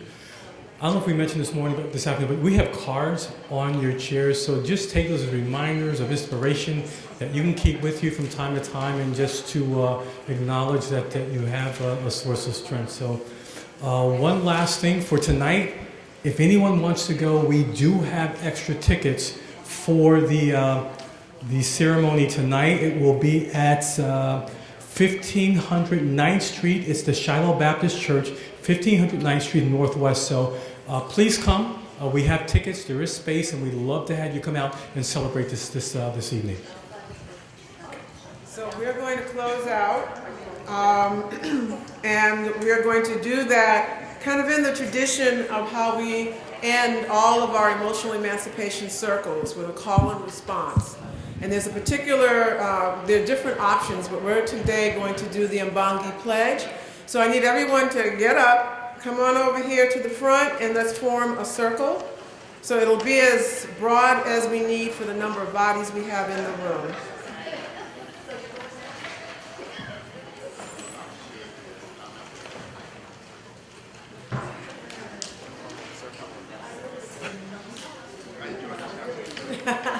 Come on, let's not be shy.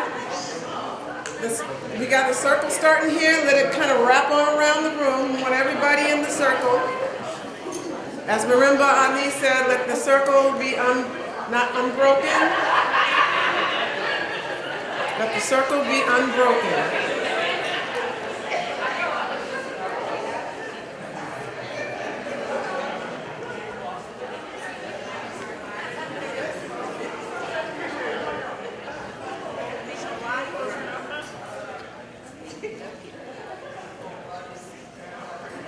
Join the circle.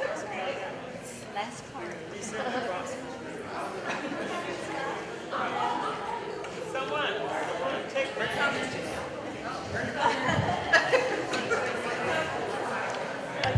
You C-SPAN? Hello. All right, is everybody in the circle?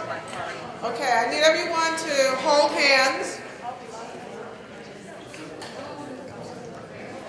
Hand holding. Yeah, okay, so you can hold my elbows. Everybody hold hands. So this morning, when we started earlier this afternoon, we were introduced by our Elder of Elders to the concept of the term Sawubona. And then I continued with that theme as I opened us up in our Emotional Emancipation Circle experience. So we're going to finish letting the circle get on. And if you remember, what this means, that term, Sawubona, is I see you. But we also recognize that when we allow ourselves to open up to who we are and what is happening to us, that we go beyond basically seeing each other, we go to a deep witnessing of each other. And we went even deeper with that through the benefit, the wisdom, the insight of our panelists, and then your own deliberations. I want to add that not only in this concept of Sawubona do we see and deeply witness each other, but our African traditional wisdom and heritage says that we actually, like the young folks say, we be feeling each other, right? And unfortunately, we don't know what we don't know. There's actually meaning to that, and genetic memory got our young people to that understanding, and they put it out there, and it's our job to understand what they're saying. So when I'm saying, and when they're saying, I'm feeling you, it means I'm recognizing that I am really, literally connected to you. Yes. I'm connected to you spiritually. I am connected to you in terms of a common ancestral heritage. I am connected to you in this curious circumstance we find ourselves in the world that does not value our lives and our humanity. Not only are we connected spiritually, we are also each other's source of strength and power. And so I want to demonstrate that literally. So let go of each other's hands. I think you can hear me. So some of you who have been in some of my circle trainings have seen this, but I want to show you that we really are connected to each other, right? So we actually are conductors of energy, literally. Our brain works electrically and chemically. So when you have electricity moving, it has to move in a what? A circle, right? Which comes from the term of circle. So this thing here actually is a conductor of electrical energy. It conducts energy. We are energy. We are each other's source of energy. Right now it's an unbroken circuit. But now, still unbroken, this is my sister, for real. And then if you held hands, and if we all held hands, everybody. Right. Everybody's got to connect. Everybody's holding hands? Somebody's not. Okay, everybody's holding hands? Somebody's not alive. See it? You got an L.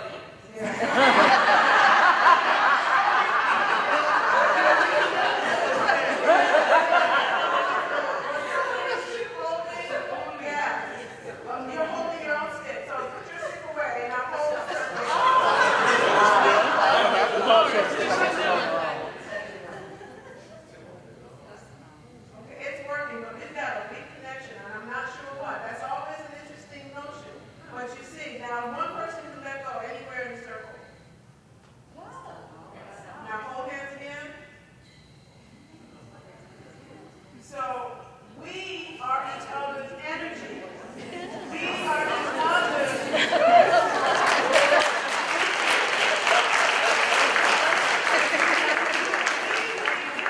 I want you to close with the Mwangi pledge and imagine a world for us if we actually followed this pledge. So, in this movement toward emotional emancipation and the valuing of Black lives, we pledge to Sala Sana. And I want you to think about these words and give it the energy that it deserves. We pledge to Tunga Sana, to Lunga Sana, to teach each other, to Voba Sana, to speak to each other. We pledge to Zaya Sana, to know each other, to Luenga Sana, to be aware of each other, to Buka Sana, to treat and heal each other. We pledge to Tonda Sana, to thank each other, and always to Kinsa Sana, to care for each other. We pledge to Seva Sana, to laugh with each other, and to Nata Sana, to carry each other. We pledge to Zita Sana, to be